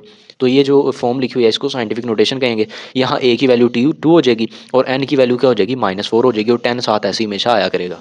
अब आगे कुछ एग्जांपल लिखी हुई हैं साइंटिफिक नोटेशन में, हम किसी नंबर को किस तरह कन्वर्ट कर सकते हैं। मिसाल के तौर पर ये वैल्यू एक लिखी हुई है, इसके अलावा एक ये वाली वैल्यू लिखी हुई है, तो ये वैल्यू बहुत बड़ी है, ये वैल्यू बहुत छोटी है। इन दोनों को आपने साइंटिफिक नोटेशन में कन्वर्ट करना है। तो इसकी जो डिटेल है वो आपको साइंटिफिक नोटेशन वाले लेक्चर में मिल जाएगी। इसका लिंक मैं आई बटन में भी दे दूँगा, तो वहाँ से भी आप इसको वॉच कर सकते हैं इस लेक्चर को। बाकी फिर भी मैं एक दफ़ा आपको इसको समझा देता हूँ, क्योंकि ये तरीकाकार न्यूमेरिकल्स में इस चैप्टर के बार बार इस्तेमाल होना है, ठीक है। तो इस तरीकाकार को समझने के लिए आपको सबसे पहले पता होना चाहिए कोई भी नंबर है वो दो तरह के होते हैं, ठीक है। ऐसे नंबर जिनके अंदर पॉइंट आ रहा होता है और ऐसे नंबर जिनमें पॉइंट नहीं आ रहा होता। तो दो तरह की वैल्यूज़ ही हमेशा होती हैं। तो ऐसी वैल्यू जिसमें पॉइंट ना आ रहा हो, उस वैल्यू के आखिर पे आपने खुद से पॉइंट लगा लेना होता है, ठीक है। तो ये वैल्यू हमने एक दफ़ा दोबारा यहाँ पे लिख दी, इसके वैल्यू के आखिर पे हमने पॉइंट और जीरो लगा दिया, ठीक है। अब साइंटिफिक नोटेशन में क्या होता है कि पॉइंट जो होता है, जो आपने लगाया होता है या वैल्यू में पहले से मौजूद हो, उस पॉइंट को आप उठा के पहले नॉन जीरो डिजिट के बाद ले जाते हैं। नॉन जीरो डिजिट का मतलब 1 से लेकर 9 तक जितने भी नंबर होते हैं, यानी जीरो के अलावा वाले नंबर, ठीक है। तो इसमें पहला नॉन जीरो डिजिट 1 है, दूसरा 3 है, तीसरा 8 है, बाकी सारे जीरो हैं। तो पॉइंट को हम पहले नॉन जीरो डिजिट के बाद लेके आएंगे, यानी 1 के बाद लेके आएंगे और बाकी सारी वैल्यू ऐसी आ जाएगी, ये वैल्यू बन जाएगी, ठीक है। और जो एक्स्ट्रा जीरो है इसको हम इग्नोर कर देते हैं, क्योंकि साइंटिफिक नोटेशन का मकसद ही बड़ी वैल्यू को छोटी वैल्यू में कन्वर्ट करना है जो पढ़ी जा सके। तो एक्स्ट्रा जीरो हम इग्नोर कर देंगे, आप लिख भी दें तो मसला नहीं होगा। तो ये जो वैल्यू आई इसको हम कहते हैं ए की वैल्यू। अब आपने एन की वैल्यू फाइंड करनी है, क्योंकि साइंटिफिक नोटेशन का फार्मूला ए मल्टीप्लाई 10 की पावर एन। तो ए आ गया, अब अपने एन भी फाइंड करना है। एन कैसे फाइंड होता है, जहाँ पे पॉइंट था वहाँ पे एक लाइन लगा लें, जहाँ पे पॉइंट लेकर गए थे वहाँ पे लाइन लगा लें। अब इन दोनों लाइनों के दरमियान डिजिट्स जितने भी उनको काउंट कर लें, 1 2 3 4 5 6 नंबर हैं, तो एन की वैल्यू हमारी क्या हो जाएगी 6 हो जाएगी, ठीक है। अब ये वाली जो लाइन है ये राइट है, आप लोगों को पता है, और ये वाली जो लाइन है लेफ्ट है, ये दाई है और ये बाई है। तो जब भी पॉइंट राइट से लेफ्ट आता है तो एन की वैल्यू क्या होती है पॉजिटिव। राइट से लेफ्ट जब हम जाएंगे तो एन पॉजिटिव होगा, जब हम लेफ्ट से राइट जाएंगे तो एन माइनस होगा। तो अभी एन क्या होगा पॉजिटिव होगा। अब आप फार्मूला लिखें ए मल्टीप्लाई 10 की पावर एन, ए की जगह आप ए की वैल्यू पुट करें 1.38 मल्टीप्लाई आगे 10 भी ऐसे ही आ गया, एन की जगह एन की वैल्यू 6 पुट कर दें, तो ये आपके पास साइंटिफिक नोटेशन बन गई। इसी तरह ये वाली वैल्यू है, इसको भी आपने खुद से कन्वर्ट करना है। इसका आंसर आएगा 4.57 मल्टीप्लाई 10 की पावर 1 2 3 4 5 10 की पावर -5 आ जाएगी, ठीक है। क्योंकि यहाँ पर पॉइंट यहाँ था और हम पॉइंट को यहाँ पर पहले नॉन जीरो डिजिट के बाद लेकर जाएंगे और लेफ्ट से राइट जाएंगे तो फिर एन की वैल्यू माइनस में हो जाएगी, ठीक है। इस तरह आपने इसको भी अच्छे से तैयार कर लेना है। तो ये एग्जाम्पल लिखी हुई है, इसको आप अच्छे से समझें, ये न्यूमेरिकल्स में भी इस्तेमाल होंगी। तो इस तरह हम किसी भी नंबर को साइंटिफिक नोटेशन में कन्वर्ट कर सकते हैं, ठीक है। उसकी स्टैंडर्ड फॉर्म को साइंटिफिक नोटेशन में कन्वर्ट इस तरीके से किया जा सकता है।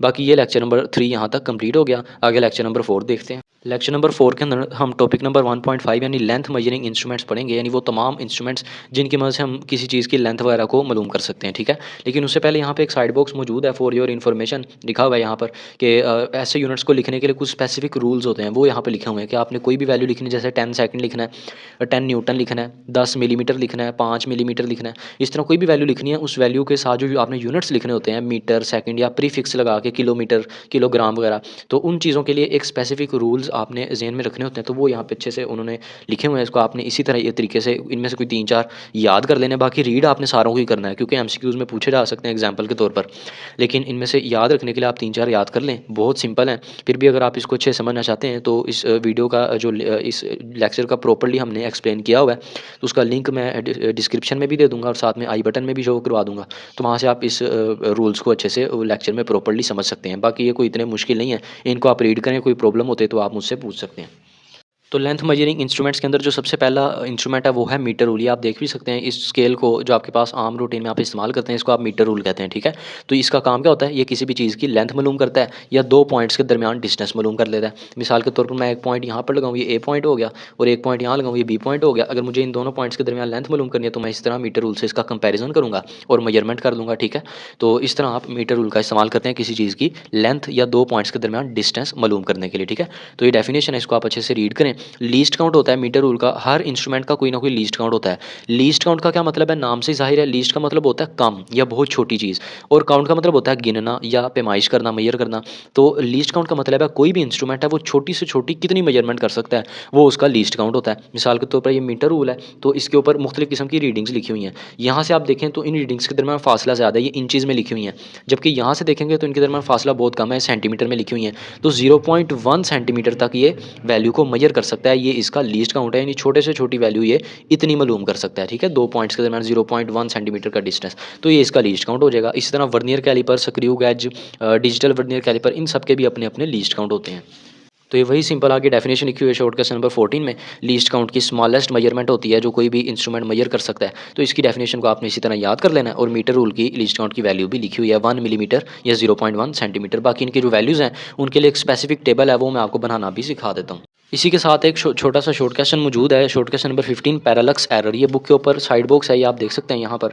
तो इस पेज पे भी आप देख सकते हैं जो चीज़ें अंडरलाइन की हैं उनको आप अपनी बुक पे अंडरलाइन कर लें। और ये साइड बॉक्स में मेजरिंग टेप लिखा हुआ है, ये शॉर्ट क्वेश्चन इंपॉर्टेंट है, इसे भी आपने अच्छे से याद करना है। आपने देखा भी होगा ये मुख्तलिफ जगहों पर इसका इस्तेमाल किया जाता है, और मजदूर मिस्त्री हजरात वगैरह भी इसका इस्तेमाल करते हैं लेंथ वगैरह को मेजर करने के लिए, ठीक है। इसका लीस्ट काउंट 1 मिलीमीटर ही होता है, सेम मीटर रूल की तरह ही होता है। और ये क्यों इस्तेमाल होता है, लॉन्गर डिस्टेंसेस को मालूम करने के लिए। तो ये शॉर्ट क्वेश्चन के तौर पर इसकी डेफिनेशन और लीस्ट काउंट आपने याद रखना है। इसके अलावा पैरेलक्स एरर का ये वाला बॉक्स है, इसको एक दफ़ा देख लेते हैं। तो पैरेलक्स एरर बेसिकली वो गलती होती है किसी भी चीज़ की मेजरमेंट करने में। मिसाल के तौर पर अगर मेरे पास ये दो पॉइंट्स हैं ए और बी, अगर मैंने इन दोनों की के दरमियान फासला या लेंथ मालूम करनी है स्केल से, तो अगर मैं स्केल को थोड़ा साइड पे रख दूंगा, या मैं इस स्केल के बिल्कुल ऊपर से नहीं देखूंगा बल्कि साइड से होकर देखूंगा, तो मेरी आंख की जो पोजीशन है वो इनकरेक्ट हो जाएगी। उस वजह से जो एरर आएगा मेरी मेजरमेंट में, मैं हो सकता है सही वैल्यू इसकी मेजर ना कर पाऊँ, पॉइंट में कोई फ़र्क आ जाए, ठीक है। तो उसको हम कहेंगे वो क्या होता है, पैरेलक्स एरर, जो आंख की गलत पोजीशन की वजह से होता है। तो इनकरेक्ट पोजीशन ऑफ आई की वजह से पैरेलक्स एरर जनरेट हो जाता है। इसको किस तरह अवॉइड किया जाता है, आप अपनी आंख को बिल्कुल परपेंडिकुलरली, यानी बिल्कुल इंस्ट्रूमेंट के ऊपर अपनी आंख को रखें, यानी अब बिल्कुल ऊपर से आप इसे देखें मेजर करते हुए, साइड से या दूर होकर ना देखें, ताकि आपको मेजर करने में जो क्लियर रीडिंग्स हैं वो क्लियरली आपको नजर आएँ, ठीक है। तो इस तरह इसको अवॉइड किया जा सकता है, इस तरह इससे बचा जा सकता है। तो ये चीज़ आपने अच्छे से याद कर लेनी है। अगर लेक्चर नंबर 5 है, इसके अंदर वर्नियर कैलिपर्स और माइक्रोमीटर, स्क्रू गेज वगैरह के बारे में बताया गया है, लेकिन ये लॉन्ग क्वेश्चन आपने इग्नोर कर देना है क्योंकि ये उन्होंने स्मार्ट सिलेबस के अंदर शामिल नहीं किया हुआ। तो हम इसकी सिमिलैरिटीज़ और डिसिमिलैरिटीज़ वगैरह, डिफरेंसेस वगैरह नहीं पढ़ेंगे। लेकिन फिर भी अगर आपने को ये शॉर्ट क्वेश्चन के तौर पर आप इसको कवर करना चाहते हैं, तो ये आपके साथ मैं स्क्रीन पे शेयर कर दूंगा, तो आप इसको अच्छे से कवर कर सकते हैं।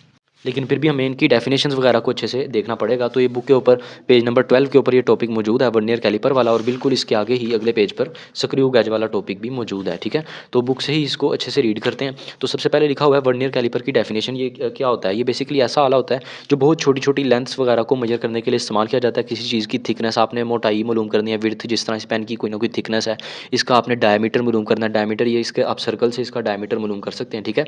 इसके अलावा विड्थ या किसी चीज़ की गहराई इवन के आपने मालूम करनी है, बहुत छोटे ऑब्जेक्ट्स की, तो उसके लिए आप वर्नियर कैलिपर्स का इस्तेमाल कर सकते हैं। इसके ऊपर दो स्केल्स होते हैं, एक होता है मेन स्केल और एक होता है वर्नियर स्केल। जो वर्नियर स्केल होता है वो स्लाइडिंग होता है, यानी वो मूव कर सकता है, और मेन स्केल होता है फिक्स, ठीक है। आगे इसके लीस्ट काउंट का फार्मूला लिखा हुआ है, तो मैं आपको डायग्राम से एक दफ़ा इसको समझा देता हूँ, ये एक्सप्लेन कर देता हूँ, ठीक है। तो ये देख सकते हैं आप, ये वर्नियर कैलिपर्स है, ये लेबॉर्ट्री वगैरह में इस्तेमाल होता है। इसके ये वाला जो स्केल है इसको कहते हैं मेन स्केल, ये जिसके ऊपर सी और ए जा बने हुए हैं, ये फिक्स होता है इस स्केल के साथ, ठीक है, मेन स्केल के साथ। तो ये वाला जो स्केल है ये फिक्स होता है। बाकी जो वर्नियर स्केल होता है वो ये है, ये इसके ऊपर इस तरह मेन स्केल के ऊपर स्लाइड करता रहता है, मूव करता रहता है। बाकी जो लीस्ट काउंट होता है वर्नियर कैलिपर का, यानी ये छोटी से छोटी कितनी लेंथ मालूम कर सकता है, स्मॉलेस्ट रीडिंग, तो इसका फार्मूला होता है, आपने डिफरेंस मालूम करना होता है मेन स्केल की डिवीजन और वर्नियर स्केल की डिवीजन का, ठीक है। तो ये आप देख सकते हैं, इन दोनों को आप माइनस कर देंगे, यानी इनका डिफरेंस मालूम करेंगे, 1 main scale division minus 1 vernier scale division, तो आपके पास ये इसका आंसर आ जाएगा लीस्ट काउंट का वर्नियर कैलिपर का, ठीक है। तो वो कितना होता है, वो होता है 0.1 मिलीमीटर, और अगर इसको सेंटीमीटर में कन्वर्ट करें तो एक जीरो बस और ऐड कर देंगे तो 0.01 सेंटीमीटर में आ जाएगा। तो ये दोनों वर्नियर कैलिपर के लीस्ट काउंट की वैल्यूज आपने याद रखनी है। बाकी इसके जो पार्ट्स हैं वो यहाँ पर उन्होंने एक्सप्लेन किए हुए हैं। ये टेल होती है इसकी एक, ये क्यों इस्तेमाल की जाती है, इसका इस्तेमाल तब होता है जब आपने किसी चीज़ की डेप्थ वगैरह मालूम करनी हो, ठीक है, किसी होलो ऑब्जेक्ट का, तो उसके लिए आप इस टेल वगैरह का इस्तेमाल करते हैं, इसको डेप्थ गॉज भी कहते हैं, ठीक है। तो ये चीज़ आपने याद रखनी है। बाकी इसके जो मुख्तलिफ जाज हैं C, D, A, B, ये जाज ओपन क्लोज हो सकते हैं वर्नियर स्केल को स्लाइड करवा कर। तो बाकी आगे मेजरमेंट लिखी हुई है, ये आपको इसको सिर्फ एक दफ़ा रीड ही कर लें MCQs के तौर पर, बाकी आपको ये इसमें से कुछ नहीं पूछेंगे। तो ये यहाँ पर वर्नियर कैलिपर्स की सिमिलैरिटीज़ और डिसिमिलैरिटीज़ लिखी हुई हैं, स्क्रू गैज के साथ डिफरेंस लिखे हुए हैं, तो इनको आप अच्छे से इसी तरह याद कर लें, ये आपको शॉर्ट क्वेश्चन में पूछे जा सकते हैं, लेकिन फिर भी ये उतना ज़्यादा इंपॉर्टेंट टॉपिक नहीं है, इसको आप इग्नोर भी कर सकते हैं। और स्मार्ट सिलेबस में भी ये उन्होंने इसको कट कर दिया, तो इसको आप जाने भी देंगे तो कोई इशू नहीं आएगा। बाकी फिर भी जो इंपॉर्टेंट चीज़ें उनको हम कवर कर लेते हैं। जैसे यहाँ पर एक शॉर्ट क्वेश्चन नंबर 16 है, ज़ीरो एरर और साथ में ज़ीरो करेक्शन, तो इन दोनों को भी आपने अच्छे से याद करना है। ये शॉर्ट क्वेश्चन इंपॉर्टेंट है, ये आपको पेपर में पूछा जा सकता है, खास तौर पर ज़ीरो एरर। तो ज़ीरो एरर क्या होता है, ये बेसिकली वो एरर होता है जो किसी इंस्ट्रूमेंट के अंदर मौजूद होता है जब आप किसी चीज़ की मेजरमेंट कर रहे होते हैं, तो उसको हम ज़ीरो एरर कहते हैं, ठीक है। ये 3 तरह का होता है, या इसकी वैल्यू पॉजिटिव हो सकती है, या इसकी वैल्यू नेगेटिव हो सकती है, या ये ज़ीरो यानी कि कोई एरर मौजूद ही ना हो, नो ज़ीरो एरर। तो 3 तरह की इसकी टाइप्स होती हैं, इसको आपने याद करना है। ज़ीरो करेक्शन का मतलब है कि ज़ीरो एरर को ख़त्म कर देना, यानी कोई भी इंस्ट्रूमेंट है अगर वो एरर जनरेट कर रहा है तो हम कोई स्पेसिफिक उसके अंदर वैल्यूज़ को ऐड या सब्ट्रैक्ट करके उसके अंदर से ज़ीरो एरर को ख़त्म कर सकते हैं, तो उस वैल्यू को कहते हैं वो ज़ीरो करेक्शन होती है। इसका फार्मूला माइनस ज़ीरो एरर लिखा हुआ है, ठीक है। तो इसकी डेफिनेशन को भी इसी तरह आपने अच्छे से याद कर लेना है। और ये यहाँ पर ज़ीरो एरर के बारे में कुछ इंपॉर्टेंट बातें लिखी हुई हैं, इसको आपने इसी तरह रीड कर लेना है, ठीक है। ये सिर्फ रीड ही आप लोग कर लें, इसको याद ना भी करेंगे तो कोई इशू नहीं होगा। ये वर्नियर कैलिपर का ज़ीरो एरर किस तरह फाइंड करते हैं वो यहाँ पे तरीकाकार लिखा हुआ है, जो आपको ज़्यादातर प्रैक्टिकल्स वगैरह में हेल्प करता है। बाकी ये जो साइड बॉक्स बना हुआ है पिंक कलर का, लेबॉर्ट्री सेफ्टी रूल्स, ये इंपॉर्टेंट बॉक्स है, इसको आपने अच्छे तरीके से इसको याद करना है। इनमें से कम भी आपने 4 रूल्स लाजमी याद करने हैं, ये पेपर में काफ़ी दफ़ा शॉर्ट क्वेश्चन आए हुए हैं, ठीक है। तो इसको आपने याद कर लेना। बाकी आगे माइक्रोमीटर स्क्रू गेज है, तो ये भी वही वर्नियर कैलिपर्स की तरह ही इसका इस्तेमाल किया जाता है बहुत स्मॉल लेंथ्स को मेजर करने के लिए। जैसे किसी वायर का डायमीटर हो गया, ठीक है, किसी तार की मोटाई होगी, पेन है, पेन की जो थिकनेस है, इसका विड्थ वगैरह, वो आप लोग इस स्क्रू गेज की वजह से मालूम करते हैं। यानी वर्नियर कैलिपर जिन चीज़ों की मेजरमेंट नहीं कर सकता, जो बहुत छोटी होती हैं, उनकी मेजरमेंट के लिए हम स्क्रू गेज का इस्तेमाल करते हैं, ठीक है। इसके ऊपर भी 2 स्केल होते हैं, मेन स्केल, वर्नियर स्केल। आगे इसके लीस्ट काउंट का फार्मूला लिखा हुआ है, पिच को आपने नंबर ऑफ डिवीजन से डिवाइड कर देना है, तो ये लीस्ट काउंट का फार्मूला बन जाएगा। बाकी इसको मैं डायग्राम से एक दफ़ा एक्सप्लेन कर देता हूँ। तो ये आप डायग्राम में देख सकते हैं, स्क्रू गेज बना हुआ है, इसके ऊपर एक एनविल है, ये फिक्स होता है, ठीक है। स्पिंडल है, ये मूव कर सकता है इस तरह फॉरवर्ड या बैकवर्ड, आगे पीछे मूव करता है। वो किस तरह, जब आप ये जो थिम्बल है ये लगा हुआ है, इसको जब आप घुमाते हैं तो ये स्पिंडल आगे की तरफ मूव करना शुरू कर देता है। इसके अलावा स्लीव है कि इसके ऊपर भी स्केल होता है, और ये एंड पे रैचेट है, इसको भी घुमा के इसको फिक्स किया जा सकता है, ठीक है। तो बाकी टाइट वगैरह करने के लिए इसका रैचेट का इस्तेमाल किया जाता है। इसके अलावा ये डेप्थ वगैरह नहीं मेजर करता, उसके लिए हम वर्नियर कैलिपर की टेल का इस्तेमाल करते हैं, ठीक है। तो जिस तरह आप इस थिम्बल को घुमाते हैं, यहाँ से इसको घुमाया जाता है, टर्न किया जाता है, तो इसके टर्न होने की वजह स्पिंडल जो है वो 0.5 मिलीमीटर आगे की तरफ मूव कर जाता है, ठीक है। अब ये जो 0.5 मिलीमीटर स्पिंडल आगे की तरफ मूव करता है, जब थिम्बल एक रोटेशन कंप्लीट कर ले, तो इस 0.5 मिलीमीटर को हम कहते हैं स्क्रू गेज की पिच है ये, ठीक है। तो आप इस पिच को डिवाइड करते हैं 50 के साथ। अब ये 50 क्या है, ये है इस सर्कुलर स्केल के ऊपर टोटल रीडिंग्स की तादाद, ये जो सर्कुलर स्केल आगे बना हुआ है, ठीक है। तो इसके ऊपर मुख्तलिफ किस्म की रीडिंग्स लिखी होती हैं, तो ये भी आप देख सकते हैं, उन्होंने जूम करके बनाया, तो ये 50 होती हैं। तो आप इन दोनों वैल्यूज़ को, जब पिच को और number of division on circular scale, इनको डिवाइड करें तो आपके पास लीस्ट काउंट आ जाता है किसका, स्क्रू गेज का लीस्ट काउंट, ठीक है, जो कि 0.01 मिलीमीटर होता है। और जाहिर सी बात है, इसको सेंटीमीटर में कन्वर्ट करेंगे तो एक जीरो और ऐड कर देंगे, तो 0.001 सेंटीमीटर में इसकी वैल्यू होगी। तो ये भी वैल्यूज़ आपने याद करनी है। जो टेबल बना हुआ है, ये तमाम इंस्ट्रूमेंट्स के आगे उन्होंने रेंजेस और इनके लीस्ट काउंट लिखे हुए हैं। ये इंपॉर्टेंट MCQs के तौर पर, खास तौर पर लीस्ट काउंट आपने इनके अच्छे से याद करने हैं, पेपर में काफ़ी दफ़ा आए हुए हैं, ठीक है। बाकी इसका जो टेबल है वो भी मैं आपको एक दफ़ा बनाना सिखा देता हूँ। तो ये वो टेबल है लीस्ट काउंट का जिसकी मैं बात कर रहा था, मीटर रूल, वर्नियर कैलिपर और स्क्रू गेज का। तो सबसे पहले मिलीमीटर में इनकी वैल्यूज़ लिखी हुई हैं, फिर सेंटीमीटर में लिखी हुई हैं। तो मिलीमीटर में आपने सिर्फ और सिर्फ पहली 2 वैल्यूज़ आपने अच्छे से याद रख लेनी है, आगे वाली जो वैल्यूज़ हैं वो इनसे खुद ही बन जाएंगी। तो सबसे पहले आपने 1 लिखना है और 0.1 लिखना है। अब इसके बाद जो अगली वैल्यू बनाएंगे आपने स्टार्ट में बस एक 0 ऐड कर देना है, तो ये देख सकते हैं 0.1 हो गया। फिर आपने अगली वैल्यू बनानी है तो एक और 0 ऐड कर दें, 2 0 आ जाएंगे, 0.01। इस तरह यहाँ पर भी आप एक 0 ऐड करके वैल्यूज़ लिख सकते हैं। इस तरह इनकी ज़ुबानी वैल्यूज़ आप याद रखें, मिलीमीटर में भी और सेंटीमीटर में भी आपको किसी भी तरीके से MCQs पूछा जा सकता है। इसका मतलब मीटर रूल है, ये वर्नियर कैलिपर और ये स्क्रू गेज। लेकिन अगर आप लोग यहाँ टेबल से याद रखना चाहते हैं तो टेबल से भी इसको याद रख सकते हैं। तो आगे लेक्चर नंबर 6 को हम स्किप कर देंगे क्योंकि उसके जो टॉपिक्स थे वो स्मार्ट सिलेबस के अंदर शामिल नहीं है। टॉपिक नंबर 1.7 तक कुछ भी शामिल नहीं है। तो आगे टॉपिक नंबर 1.8 है वॉल्यूम मेजरिंग इंस्ट्रूमेंट्स। तो लेक्चर नंबर 7 में इसको हमने पढ़ा था, तो लेक्चर नंबर 7 को कवर कर लेते हैं। तो इस टॉपिक के अंदर वॉल्यूम मेजरिंग इंस्ट्रूमेंट्स के बारे में पढ़ेंगे, यानी वो तमाम इंस्ट्रूमेंट जिनकी मदद से हम किसी चीज़ का वॉल्यूम मेजर कर सकते हैं। सबसे पहला है मेजरिंग सिलेंडर, एक ही यहाँ पर बताया जा रहा है, इसके अलावा और भी बहुत सारे होते हैं, लेकिन हम यहाँ पे सिर्फ मेजरिंग सिलेंडर के बारे में पढ़ेंगे। इसकी जो शेप है या ये आप देख सकते हैं सामने पिक्चर बनी हुई है, केमिस्ट्री लैब्स वगैरह में भी इसका खास तौर पर बहुत ज़्यादा इस्तेमाल किया जाता है, आपने देखी होगी, ठीक है। तो इसको हम मेजरिंग सिलेंडर कहते हैं। इसकी मदद से हम क्या करते हैं, किसी भी चीज़ का वॉल्यूम मेजर करते हैं। कोई वो चीज़ सॉलिड हो सकती है या वो लिक्विड फॉर्म में हो सकती है, ठीक है।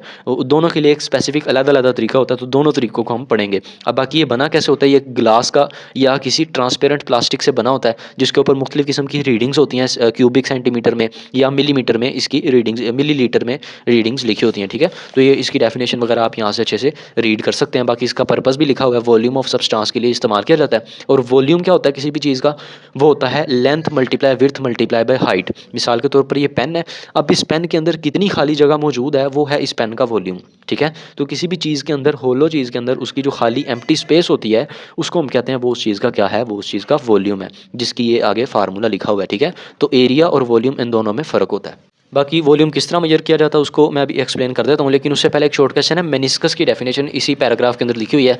तो मेनिस्कस को आसान लफ्ज़ों में समझने के लिए आप समझ लें, किसी भी चीज़ को आप किसी लिक्विड को ग्लास वगैरह में डालें तो यहाँ लिक्विड का एक लेवल बन जाता है, उस लेवल को फिर हम क्या कहते हैं, वो होता है मेनिस्कस, ठीक है। तो किसी भी शीशे ग्लास में आप जब पानी को डालेंगे तो आप देखेंगे ऊपर एक सर्कल सा बन गया है, तो वो मेनिस्कस होता है, उस लिक्विड का लेवल होता है, ठीक है, टॉप लेवल। इसकी 2 टाइप्स होती हैं, ये कनकेव शेप में भी हो सकता है और कन्वेक्स शेप में भी हो सकता है। कनकेव शेप जो होती है वो सेंटर से थोड़ी सी बारीक होती है और साइडों से ये जो अपने एजेस होते हैं, अपने एंड्स होते हैं, वहाँ से ये मोटी होती है, थिक होती है। जबकि कन्वेक्स शेप सेंटर से मोटी होती है, इसकी विड्थ ज़्यादा, जबकि अपने एजेस से क्या होती है, ये थिन होती है, थोड़ी सी पतली होती है, ठीक है। तो ये बाकी कन्वेक्स और कनकेव ये लेंसेज होते हैं जो मुख्तलिफ आई ग्लासेस वगैरह में भी इस्तेमाल किए जाते हैं। ये 10th क्लास में आप लोग इसके बारे में लाइट वाले चैप्टर में डिटेल से पढ़ेंगे। तो बाकी फिलहाल सिर्फ आपने इनके नेम्स और शेप्स ही ज़हन में रख लेनी है। ये मेनिस्कस इस 2 तरह का बनता है किसी भी लिक्विड को जब हम किसी ग्लास वगैरह में या किसी भी चीज़ में डालते हैं। आगे शॉर्ट क्वेश्चन नंबर 23 है, what is displacement can method, या जिसको ओवरफ्लो कैन मेथड भी कहते हैं। तो ये वो तरीकाकार है जिसकी मदद से हम मेजरिंग सिलेंडर का इस्तेमाल करते हुए किसी सॉलिड चीज़ का वॉल्यूम मालूम करते हैं, ठीक है। तो यहाँ पर हम इसमें इस चीज़ के बारे में पढ़ेंगे, बुक के ऊपर पेज नंबर 18 के ऊपर ये तरीकाकार गिवन है, तो वहाँ से इसको देख के एक्सप्लेन करते हैं। डिस्प्लेसमेंट कैन मेथड पढ़ने से पहले मैं आपको सिंपल ये चीज़ समझा देता हूँ कि किसी भी लिक्विड का वॉल्यूम कैसे मालूम करते हैं। मिसाल के तौर पर आपके पास मेजरिंग सिलेंडर है, आपके पास कोई लिक्विड है, उस लिक्विड का आपने वॉल्यूम मालूम करना है। सिंपली आप लिक्विड को इस सिलेंडर में डालें, वो लिक्विड का जितना यहाँ तक लेवल आएगा, जिस रीडिंग तक, मिसाल के तौर पर 25 तक आया, ठीक है, 20 और 30 के दरमियान 25 तक आ गया, तो इसका कितना वॉल्यूम हो जाएगा, 25 सेंटीमीटर क्यूब हो जाएगा या 25 मिलीलीटर, जितनी भी इसके ऊपर रीडिंग्स होंगी उसके अकॉर्डिंग, ठीक है। तो इससे आप किसी भी लिक्विड का वॉल्यूम मेजर कर सकते हैं। बाकी कोई सॉलिड चीज़ है, कोई पत्थर है या कोई भी सॉलिड चीज़ है, उसका कैसे मालूम करना है, तो उसके लिए हम डिस्प्लेसमेंट कैन का मेथड इस्तेमाल करते हैं। तो ये अगले पेज के ऊपर डिस्प्लेसमेंट कैन मेथड लिखे हुए हैं, आप ये वाला भी कर सकते हैं या ये वाला भी कर सकते हैं, दोनों में से आपने जो भी आपको ईजी लगे आप वो रीड करें और उसको याद कर लें, ठीक। तो पहले इस तरीकाकार को एक्सप्लेन करते हैं। इसमें ये बताया जा रहा है कि आपके पास कोई मेजरिंग सिलेंडर है। अभी आप दूसरी डायग्राम को नहीं, पहली डायग्राम को ही देखें कि आपके पास कोई मेजरिंग सिलेंडर है, उसके अंदर आपने पानी डाला हुआ है, ठीक है। और पानी की जो रीडिंग है वो जहाँ तक पानी का लेवल था वो आपने मालूम कर ली। मिसाल के तौर पर वो वैल्यू आपके पास आई 20 सेंटीमीटर क्यूब। तो वो जो आपके पास इनिशियल आया वो आया, उसे हम इनिशियल वॉल्यूम कहेंगे, इनिशियल वैल्यू को, ठीक है, VI initial volume 20 centimetre cube. तो अभी इतनी थी, मिसाल के तौर पर ये 20 तक आया।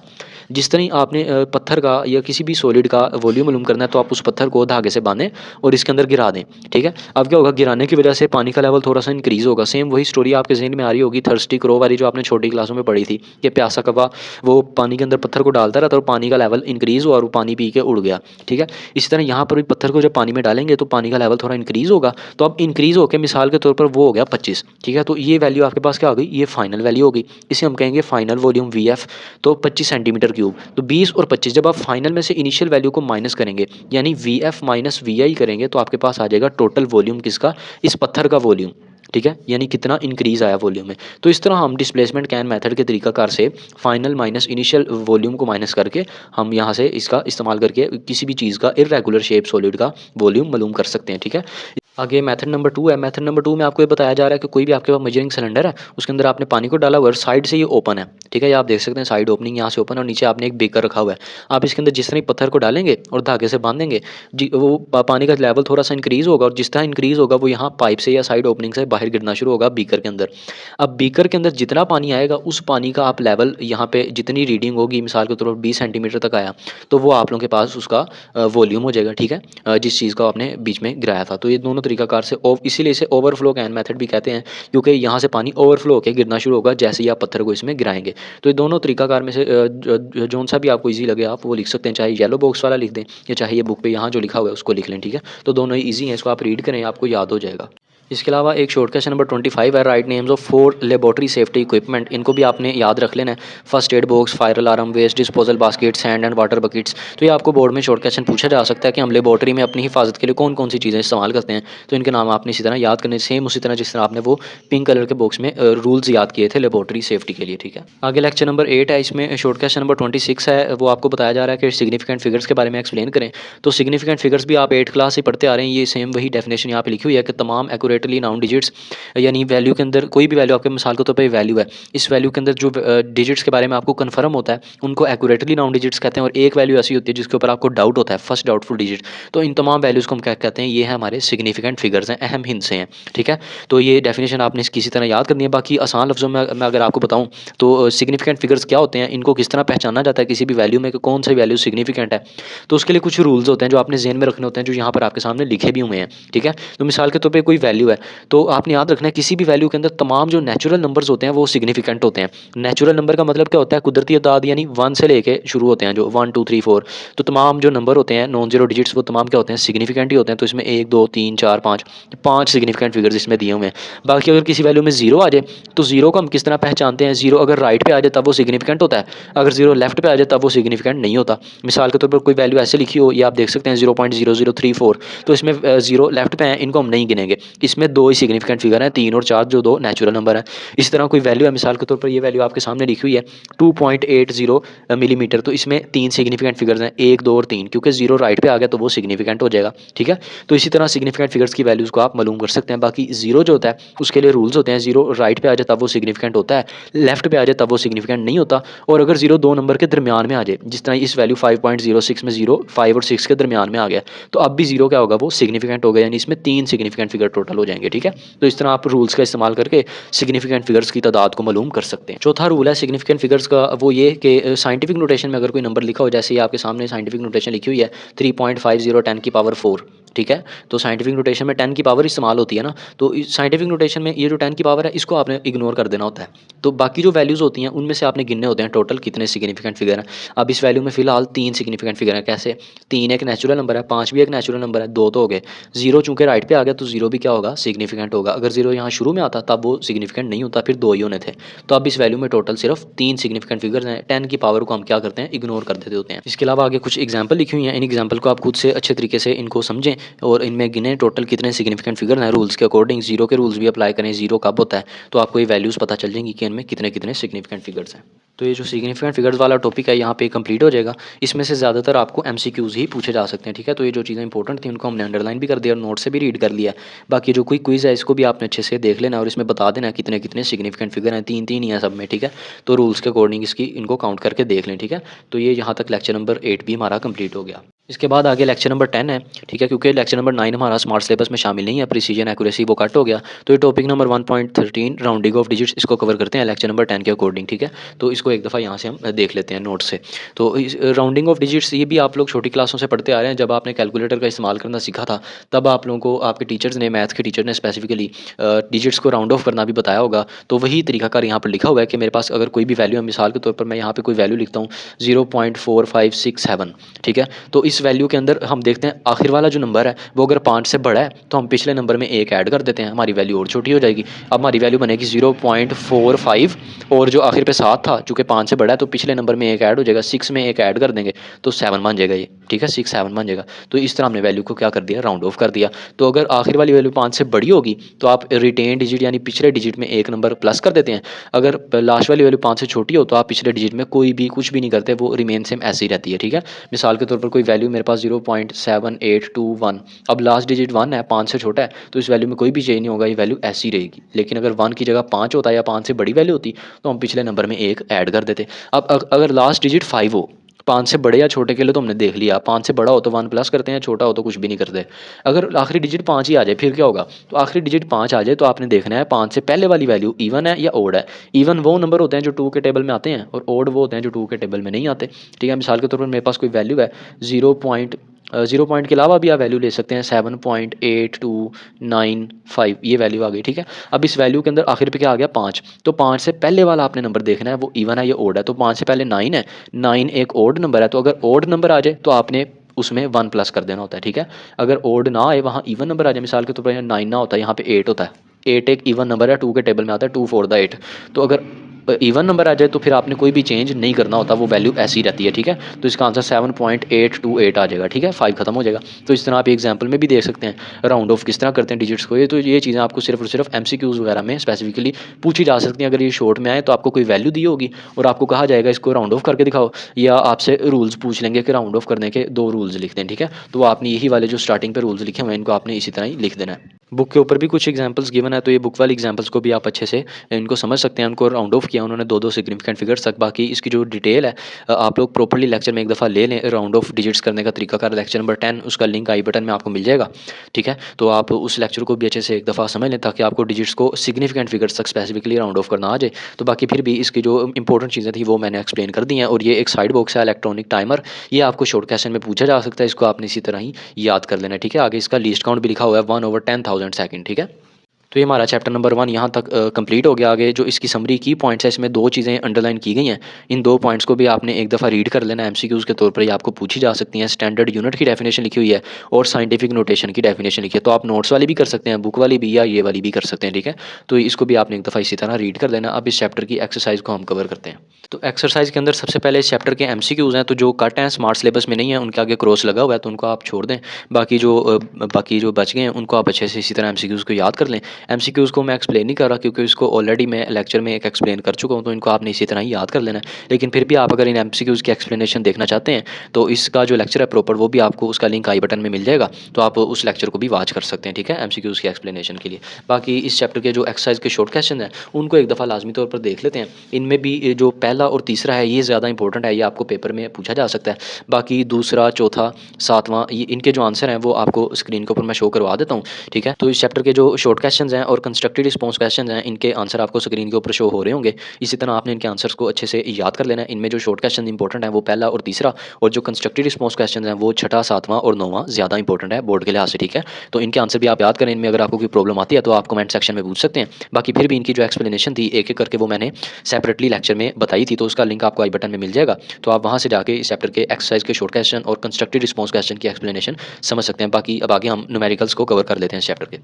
ये इस चैप्टर के न्यूमेरिकल्स हैं पेज नंबर 27 के ऊपर। इनमें से भी जो कट हैं उनके आगे क्रॉस लगा हुआ है। बाकी जो स्मार्ट सिलेबस में हैं वो सिंपल इसी तरह है, तो उनको हम कवर करते हैं। इनमें जो पहला और 10वां न्यूमेरिकल है ये इंपॉर्टेंट लग रहा है, ये पेपर में आपको लॉन्ग क्वेश्चन के तौर पर या पहला और या 10वां, अगर इस चैप्टर में से अगर उन्होंने न्यूमेरिकल दिया तो इन दोनों में से ही मोस्ट प्रोबेबली वो देंगे। बाकी तीसरा, चौथा और छठा भी आपने स्किप नहीं करना, ये भी आपको पूछा जा सकता है। खासतौर पर छठा, आठवां, ये आपको शॉर्ट क्वेश्चन में लाजमी तौर पर पूछे जा सकते हैं इस तरह के, ठीक है। तो इनको एक एक करके आप एक्सप्लेन कर लेते हैं। तो न्यूमेरिकल नंबर 1.1 है, इसमें आपको कहा जा रहा है कि आपने डे, वीक और मंथ, इन तीनों में आपने सेकंड्स की तादाद बतानी है और फिर जो आंसर आएगा उसको आपने प्रीफिक्सेस का इस्तेमाल करते हुए लिखना है। जिस तरह आप आंसर देख सकते हैं उन्होंने साथ किलो का इस्तेमाल किया हुआ है, मेगा का इस्तेमाल किया हुआ है, तो ये प्रीफिक्सेस आपने साथ में अटैच कर दिए हैं, ठीक है। तो इस न्यूमेरिकल को देख लेते हैं एक दफ़ा। सबसे पहले आप लोगों के पास पहला पार्ट है इसका डे। तो डे में आपने सेकंड्स की तादाद बतानी कितनी होती हैं। तो आप लोगों को पता है कि एक दिन के अंदर कितने घंटे होते हैं, 24, और एक घंटे के अंदर कितने मिनट्स होते हैं, 60, और एक मिनट के अंदर 60 सेकंड। तो इन तीनों का मल्टीप्लाई कर दें तो आपके पास एक दिन में सेकंड्स की तादाद आ जाएगी, ठीक है। तो सिंपल आपने इनको क्या करना है, मल्टीप्लाई करना है, तो आपका आंसर आ जाएगा 86400। 86400 सेकंड। अब इस आंसर को आपने कन्वर्ट करना है प्रीफिक्सेस के अंदर इस्तेमाल करके। तो सबसे पहले आपने इसको साइंटिफिक नोटेशन में कन्वर्ट करना है। तो साइंटिफिक नोटेशन में पता हम पहले नंबर के बाद पॉइंट लगाते हैं, बाकी सारी वैल्यू ऐसी आ जाती है और आगे 10 की पावर आती है। तो पॉइंट कितने डिजिट आ गया, 1 2 3 4, 4 डिजिट आ गया तो 10 की पावर 4 आ जाएगी, ठीक है। और सेकंड साथ ऐसे ही आ जाएगा। अब जो इसको 10 की पावर 4 है इसको लिखा जा सकता है 8.64, 10 की पावर 4 को लिखा जा सकता है 10 की पावर 3 + 1, ठीक है। 4 की जगह 3 + 1 आ गया। अब 8.64 ऐसे ही आ गया। 10 की पावर 3 लैदा कर दें और 10 की पावर 1 है, 3 + 1 है तो 3 लैदा और 1 लैदा कर दिया। अब 8.64 10 की पावर 1 आ गया और 10 की पावर 3 को एंड पे लिख देते हैं, ठीक है। तो 8.64 आ गया और 10 की पावर 1 साथ ऐसे ही आ गई। और ये 10 की पावर 3 होता है, ये होता है किलो, इसकी जगह किलो आ गया, ठीक है। और सेकंड साथ ऐसे ही आ गया। तो इस तरह आप लोग इसको प्रीफिक्स के अंदर कन्वर्ट कर सकते हैं। बाकी आप इसे 10 की पावर 1 से मल्टीप्लाई करें कैलकुलेटर के ऊपर तो आपका बुक वाला आंसर आ जाएगा 86.4 और किलो सेकंड ऐसे ही आ जाएगा। तो ये बुक वाला आंसर भी लिख सकते हैं। इसी तरह आपने इसका बी पार्ट भी सोल्व करना है। उसमें आपने वीक के अंदर सेकंड्स की तादाद बतानी है। तो एक हफ्ते के अंदर 7 दिन होते हैं, एक दिन के अंदर 24 घंटे, एक घंटे के अंदर 60 मिनट और एक मिनट के अंदर 60 सेकंड। इन सारी वैल्यूज़ को आप मल्टीप्लाई करें तो मल्टीप्लाई करने के बाद आपका सिंपल आंसर आ जाएगा 604800 सेकंड। इसी तरह आप इस वैल्यू को फिर दोबारा साइंटिफिक नोटेशन में कन्वर्ट करें और प्रीफिक्स का इस्तेमाल करके आप देख सकते हैं इस तरह हमने इसको कन्वर्ट करके लिख दिया था, ठीक है। तो इसी तरह आप इसको साइंटिफिक नोटेशन में कन्वर्ट करेंगे, आपका ये आंसर आ जाएगा 6.048 10 की पावर 5। अब 10 की पावर 5 हमारे पास चूँकि कोई प्रीफिक्स नहीं होती तो इसलिए हम 5 को लिखेंगे 3 और 2 की फॉर्म में, 3 + 2, ठीक है। 10 की पावर 5 होता है 3 × 10 की पावर 2, तो 10 की पावर 3 किलो होता है और 10 की पावर 2 इसी तरह आ जाएगा, 3 को एंड पे लिख देंगे, ठीक है। इस सारी वैल्यू को आप कैलकुलेटर मल्टीप्लाई करें, आपका आंसर आ जाएगा 604.8 और 10 की पावर 3 की जगह क्या लिख देंगे, किलो, सेकंड साथ ऐसे ही आ जाएगा। इसी तरह आपने लास्ट में मंथ के अंदर भी सेकंड्स की तादाद बतानी है। तो एक महीने में 30 दिन, एक दिन में 24 घंटे, एक घंटे में 60 मिनट और एक मिनट में 60 सेकंड। तो इन सारी वैल्यूज़ को मल्टीप्लाई करें, ये आंसर आया। इस आंसर को आप कन्वर्ट करें साइंटिफिक नोटेशन में, पहले नंबर के बाद पॉइंट लिख कर, ठीक है। तो 10 की पावर 6 बन जाएगा यहाँ पर। 10 की पावर 6 हमें पता है क्या होता है, वो m होता है यानी मेगा, तो इसकी जगह मेगा आ जाएगा, बाकी सारी वैल्यू ऐसी ही आ जाएगी। तो आपका जो आंसर है वो स्पेसिफिकली क्या बन जाएगा, 2.592, 10 की पावर 6 की जगह m लिख देंगे और सेकंड साथ ऐसे ही आ जाएगा। तो इस तरह हमने न्यूमेरिकल नंबर 1 को कंप्लीट कर लिया। आगे न्यूमेरिकल नंबर 2 जो है ये कट है, इसको आपने नहीं करना, स्मार्ट सिलेबस में शामिल नहीं है। आगे न्यूमेरिकल नंबर 1.3 है, इसको एक दफ़ा देख लेते हैं। तो बुक के ऊपर ही आप देख सकते हैं न्यूमेरिकल नंबर 1.3, इन दोनों वैल्यूज़ को आपने दोनों पार्ट्स को सोल्व करना है। तो इस न्यूमेरिकल को करने से पहले आपके जहन में एक चीज़ होनी चाहिए, मिसाल के तौर पर आपके पास ये इक्वेशन है, आपको कहा जाए इसमें से कॉमन लें, क्योंकि इसमें एक्स कॉमन आ रहा है, तीनों में आ रहा है। तो कॉमन लेने के लिए हम क्या करते हैं, हम जो स्मॉल पावर होती है वो बाहर ले लेते हैं, बाकी अंदर देखते हैं क्या बचता है। तो यहाँ 2 पावर थी एक्स की, यहाँ 1 है और यहाँ 3 है, तो स्मॉल पावर 1 बाहर आ जाएगी, ठीक है, ये वाली बाहर आ गई। अब यहाँ एक्स की पावर 2 थी, 1 बाहर आ गई, तो अंदर कितनी रह गई 1, फिर +2 एक्स की पावर 1 तो बाहर आ गई, इसकी जगह कुछ नहीं बचेगा, फिर प्लस एक्स की पावर 3 था, इसमें से 1 बाहर आ गई, बाकी क्या रह गई एक्स की पावर 2। तो जो स्मॉल पावर होती है बाहर आ जाती है। इस तरह आप इस क्वेश्चन में देखें 10 की पावर -4 है, 10 की पावर -5 है, तो 4 आपने बाहर कॉमन ले लेनी है। 10 की पावर 4 ये देखें हमने कॉमन ले ली, अंदर क्या बच गया 4 और 7 किलोग्राम बच जाएगा, ठीक है। और 3 आ जाएगा फिर प्लस, और आगे 10 की पावर 5 थी, 4 बाहर आ गई, तो बाकी कितनी रह गई -1 रह गई, ठीक है। तो इसी तरह आप इसको कैलकुलेटर के ऊपर लिखें या इसको स्पेसिफिकली पहले सोल्व करें। 4 इसी तरह आ गया, 3 × 10 की पावर -1 लिखें कैलकुलेटर पे, आपका आंसर 0.3 आ जाएगा। आगे ये वाली सारी वैल्यू साथ इसी तरह चलाते हैं, सिंपल आपका बुक के अकॉर्डिंग आंसर आ जाएगा। इस तरह बी पार्ट है, इसमें माइनस है प्लस की जगह, बस बाकी सारा कुछ इसी तरह होगा। मीटर दोनों में है, मीटर कॉमन आ गया, -5 और -6, जो स्मॉल है 5 कॉमन आ गई। वैसे स्मॉल -6 होती है लेकिन कॉमन हम -5 ही लेंगे, ठीक है, क्योंकि यहाँ फिर बाकी 1 रह जाएगा, 5 बाहर आ जाएगा, 5.4 और यहाँ 1 रह गई, मीटर भी बाहर आ गया था, माइनस आ गया 3.2, 5 और मीटर बाहर आ गए थे, तो ये ऐसे ही आ जाएगा ब्रैकेट में, ठीक है। इस सारी वैल्यू को आप कैलकुलेटर पर लिखें, आपका आंसर आ जाएगा 0.54, ये -3.2 ऐसे ही आ गया और ये वैल्यू भी साथ ऐसे चलती आ रही है। दोनों को माइनस करें, आपका कैलकुलेटर आंसर देगा -2.66 और ये वैल्यू साथ ऐसी आ जाएगी। तो इस तरह न्यूमेरिकल का बी पार्ट भी सोल्व हो गया। आगे न्यूमेरिकल नंबर 1.4 है, इसमें आपको ये क्वेश्चन दिया गया, इसको आपने क्या करना है, मल्टीप्लाई करना है, ठीक है। तो मल्टीप्लाई करने के लिए हम क्या करते हैं, तरतीब लगाते हैं, अरेंज करते हैं। ये जो नंबर्स हैं इनको आप इकट्ठा लिख दें, 10 की पावर 4 है, 10 की पावर्स को आप इकट्ठा लिख दें और मीटर यूनिट्स को आप अलग लिख दें, ठीक है। 5 3 15 हो जाएगा। ये जो दो वैल्यू सेम मल्टीप्लाई हो रही हो तो उनकी पावर प्लस हो जाती है, आपने मैथ में पढ़ा होगा। तो 4 -2 या 4 + -2 लिखेंगे आप, जैसे यहाँ पर लिख देंगे 4 + -2 कैलकुलेटर पे, तो आपका आंसर 2 आ जाएगा। और मीटर 2 दफ़ा है तो मीटर का स्क्वायर आ गया, ठीक है। इस तरह आप इसको मजीद साइंटिफिक नोटेशन में भी कन्वर्ट कर सकते हैं, तो वो तरीकाकार यहाँ लिखा होगा, इसको आप अच्छे से देखें। अगर इसमें कोई प्रॉब्लम आती है तो आप मुझसे कमेंट सेक्शन में पूछ सकते हैं। साइंटिफिक नोटेशन में आपने सिर्फ ये 15 को कन्वर्ट करना है, ठीक है। तो इसका आंसर ये 1.5 10 की पावर 1 आ जाएगा, जिसकी जगह ये लिखेंगे, फिर 1 और 2 प्लस होगी तो यहाँ पे 3 आ जाएगी। आगे बी पार्ट है इसी न्यूमेरिकल का, इसमें मल्टीप्लाई की बजाय दो चीज़ें डिवाइड हो रही हैं। 6 और 3 को आप अलग कर लें, 10 की पावर्स को अलग कर लें और यूनिट्स को अलग कर दें। 6 और 3 को डिवाइड किया 2 आ गया, नीचे वाली पावर आपको पता है ऊपर जाके माइनस हो जाती है मैथ के लॉज ऑफ एक्सपोनेंट के अकॉर्डिंग। तो 8 माइनस 4 करेंगे 4 आ जाएगा। ये m की पावर -3 भी ऊपर जाके 3 ऊपर जाके -3 हो जाएगी, तो किलोग्राम पर मीटर क्यूब बन जाएगा। तो ये 10 की पावर 8 माइनस 4 करेंगे तो 4 आ जाएगा। तो ये आपका इस तरह इस न्यूमेरिकल का भी आंसर आ जाएगा, ठीक है। तो इस तरह आप इसको सॉल्व कर सकते हैं। आगे 5 न्यूमेरिकल ये आपने नहीं करना है, ये स्मार्ट सिलेबस में शामिल नहीं है। आगे न्यूमेरिकल नंबर 1.6 है। इस न्यूमेरिकल में आपको कहा जा रहा है कि आपने इन तमाम वैल्यूज़ में बताना है कितने कितने सिग्निफिकेंट फिगर हैं। तो इस वैल्यू में आप देख सकते हैं 2 ही सिग्निफिकेंट फिगर हैं, जीरो नहीं है, क्योंकि जीरो लेफ्ट साइड पे आ रहे हैं। लेफ्ट पे जब जीरो है तब वो नहीं होते, तो अब इसमें कितने हो जाएंगे 2। इस वैल्यू में 1 2 3 4 4 सिग्निफिकेंट फिगर्स हो जाएंगे। जीरो दरमियान में आ जाए तब हम उसे गिन लेते हैं। इस वैल्यू में 3 है, 1 2 3, क्योंकि जीरो राइट साइड पे आ जाए तब भी वो क्या होता है सिग्निफिकेंट होता है। तो 3 हो गए टोटल। वैसे जो नंबर होते हैं 1 से लेकर 9 तक नेचुरल नंबर वो तो सिग्निफिकेंट होते ही हैं। जीरो के लिए कुछ रूल्स होते हैं जो हमने पढ़े थे, ठीक है। आगे डी पार्ट में ये साइंटिफिक नोटेशन है, 10 की पावर है तो इसको हम इग्नोर कर देंगे। इस वैल्यू में देखेंगे कितने हैं, तो 1 2 3 4 4 सिग्निफिकेंट फिगर्स हो जाएंगे। जीरो राइट पे आ जाए उसे हम फिर गिन लेते हैं, ठीक है। इसी तरह आगे न्यूमेरिकल नंबर 7 है, इसको आपने नहीं करना, ये स्मार्ट सिलेबस में नहीं शामिल। आगे न्यूमेरिकल नंबर 1.8 है, ये इसका ए पार्ट है। इसमें आपको कहा जा रहा है कि आप इसको सोल्व करें प्रीफिक्सेस का इस्तेमाल करते हुए, ठीक है। पहले भी प्रीफिक्स एक मौजूद है लेकिन आपने करेक्ट प्रीफिक्स बतानी है इसको मजीद सोल्व करके। तो वो कैसे होगी उसको देख लेते हैं। तो सबसे पहले सेंटी लिखा हुआ है, सेंटी का मतलब हमें पता है क्या होता है 10 की पावर -2। तो सेंटी की जगह 10 की पावर -2 आ गया, बाकी ये वाली सारी वैल्यू यहाँ पर ऐसी आ गई और मीटर भी ऐसी आ जाएगा। सिर्फ सेंटी की जगह क्या किया 10 की पावर -2 पुट कर दिया। अब ये दो सेम चीज़ें मल्टीप्लाई हो रही हैं, इनकी पावर इकट्ठी कर देंगे, 4 -2 कर देंगे, ठीक है। प्लस कर देंगे, आप ऐसे भी 4 + -2 भी कर सकते हैं। सेम चीज़ें मल्टीप्लाई हो रही हो तो पावर प्लस हो जाती है ना, तो इसका आंसर कैलकुलेटर के ऊपर 2 ही आ जाएगा। तो ये 2 आ जाएगा, तो ये आपके पास ये आंसर है, ठीक है। लेकिन अब 10 की पावर 2 तो कोई प्रीफिक्स होती नहीं, तो अभी इसे मजीद सोल्व करना पड़ेगा। उसके लिए हम ये जो शुरू वाली वैल्यू ना 5.0, इस वैल्यू को मजीद इसकी साइंटिफिक नोटेशन लिखेंगे। ये आप साइड पे देख सकते हैं 5.0 यहाँ लिखा, पॉइंट को हम नंबर से पहले ले आए हैं, ठीक है। ज़रूरी नहीं साइंटिफिक नोटेशन में पहले डिजिट के बाद ही पॉइंट आए, पॉइंट को आप किसी भी डिजिट के बाद मूव करवा सकते हैं। तो आप पॉइंट को मूव करवा के पहले ले आएंगे, 0.5 बन जाएगा, एक डिजिट आगे गया तो 10 की पावर 1 आ गई।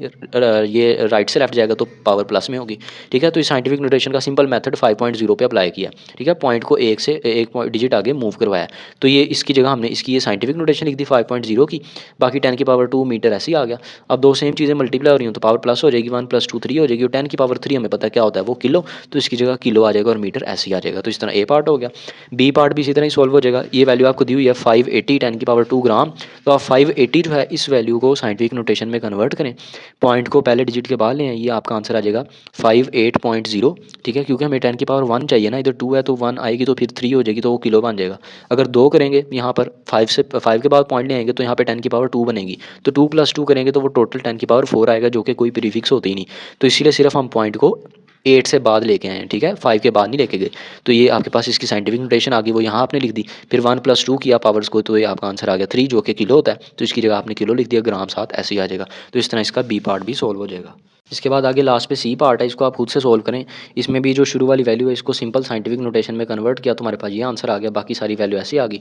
इसको सोल्व किया -3 आ गया, ठीक है। 1 - 4 किया तो -3 आ गई, ये होता है मिली।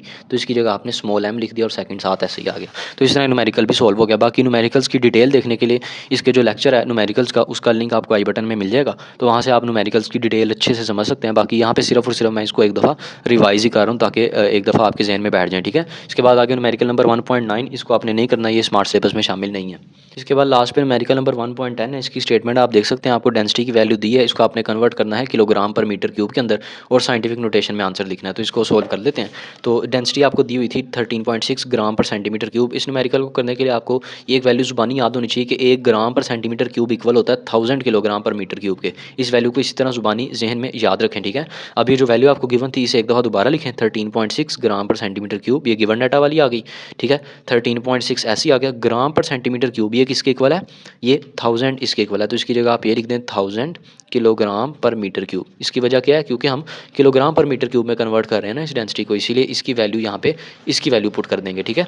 तो ये सारी वैल्यू आप इसी तरह कैलकुलेटर के ऊपर मल्टीप्लाई करें, आपका आंसर आ जाएगा 13.6, आगे 3 0 आ जाएंगे और किलोग्राम पर मीटर क्यूब साथ ऐसे ही आ जाएगा, ठीक है।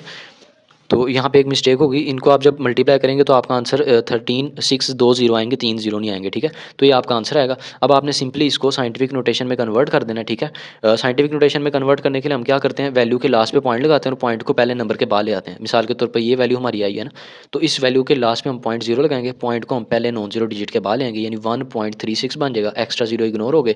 आगे 10 की पावर कितनी आएगी, 1 2 3 4 4 डिजिट आगे गया तो 10 की पावर 4 आ जाएगी, ठीक है। राइट से लेफ्ट आया तो 10 की पावर प्लस में आएगी। 1.36 10⁻⁴ और ये जो यूनिट है ये 7 ऐसे ही आ जाएगा किलोग्राम पर मीटर क्यूब। तो ये आपका बुक वाला इसका आंसर आ गया। इस तरह हमने ये 10वां न्यूमेरिकल भी सॉल्व कर लिया। तो इसका पहला और 10वां न्यूमेरिकल ही ज़्यादा इंपॉर्टेंट है इस चैप्टर का, अगर वो लॉन्ग क्वेश्चन में आपको देते हैं तो इसको आपने इसी तरह तैयार कर लेना है। बाकी ये चैप्टर नंबर 1 का यहाँ तक लेक्चर हमारा कंप्लीट हो गया। मुझे उम्मीद है आज का लेक्चर आपको समझ आया होगा और चैप्टर 1 हमारा रिवाइज हो गया होगा।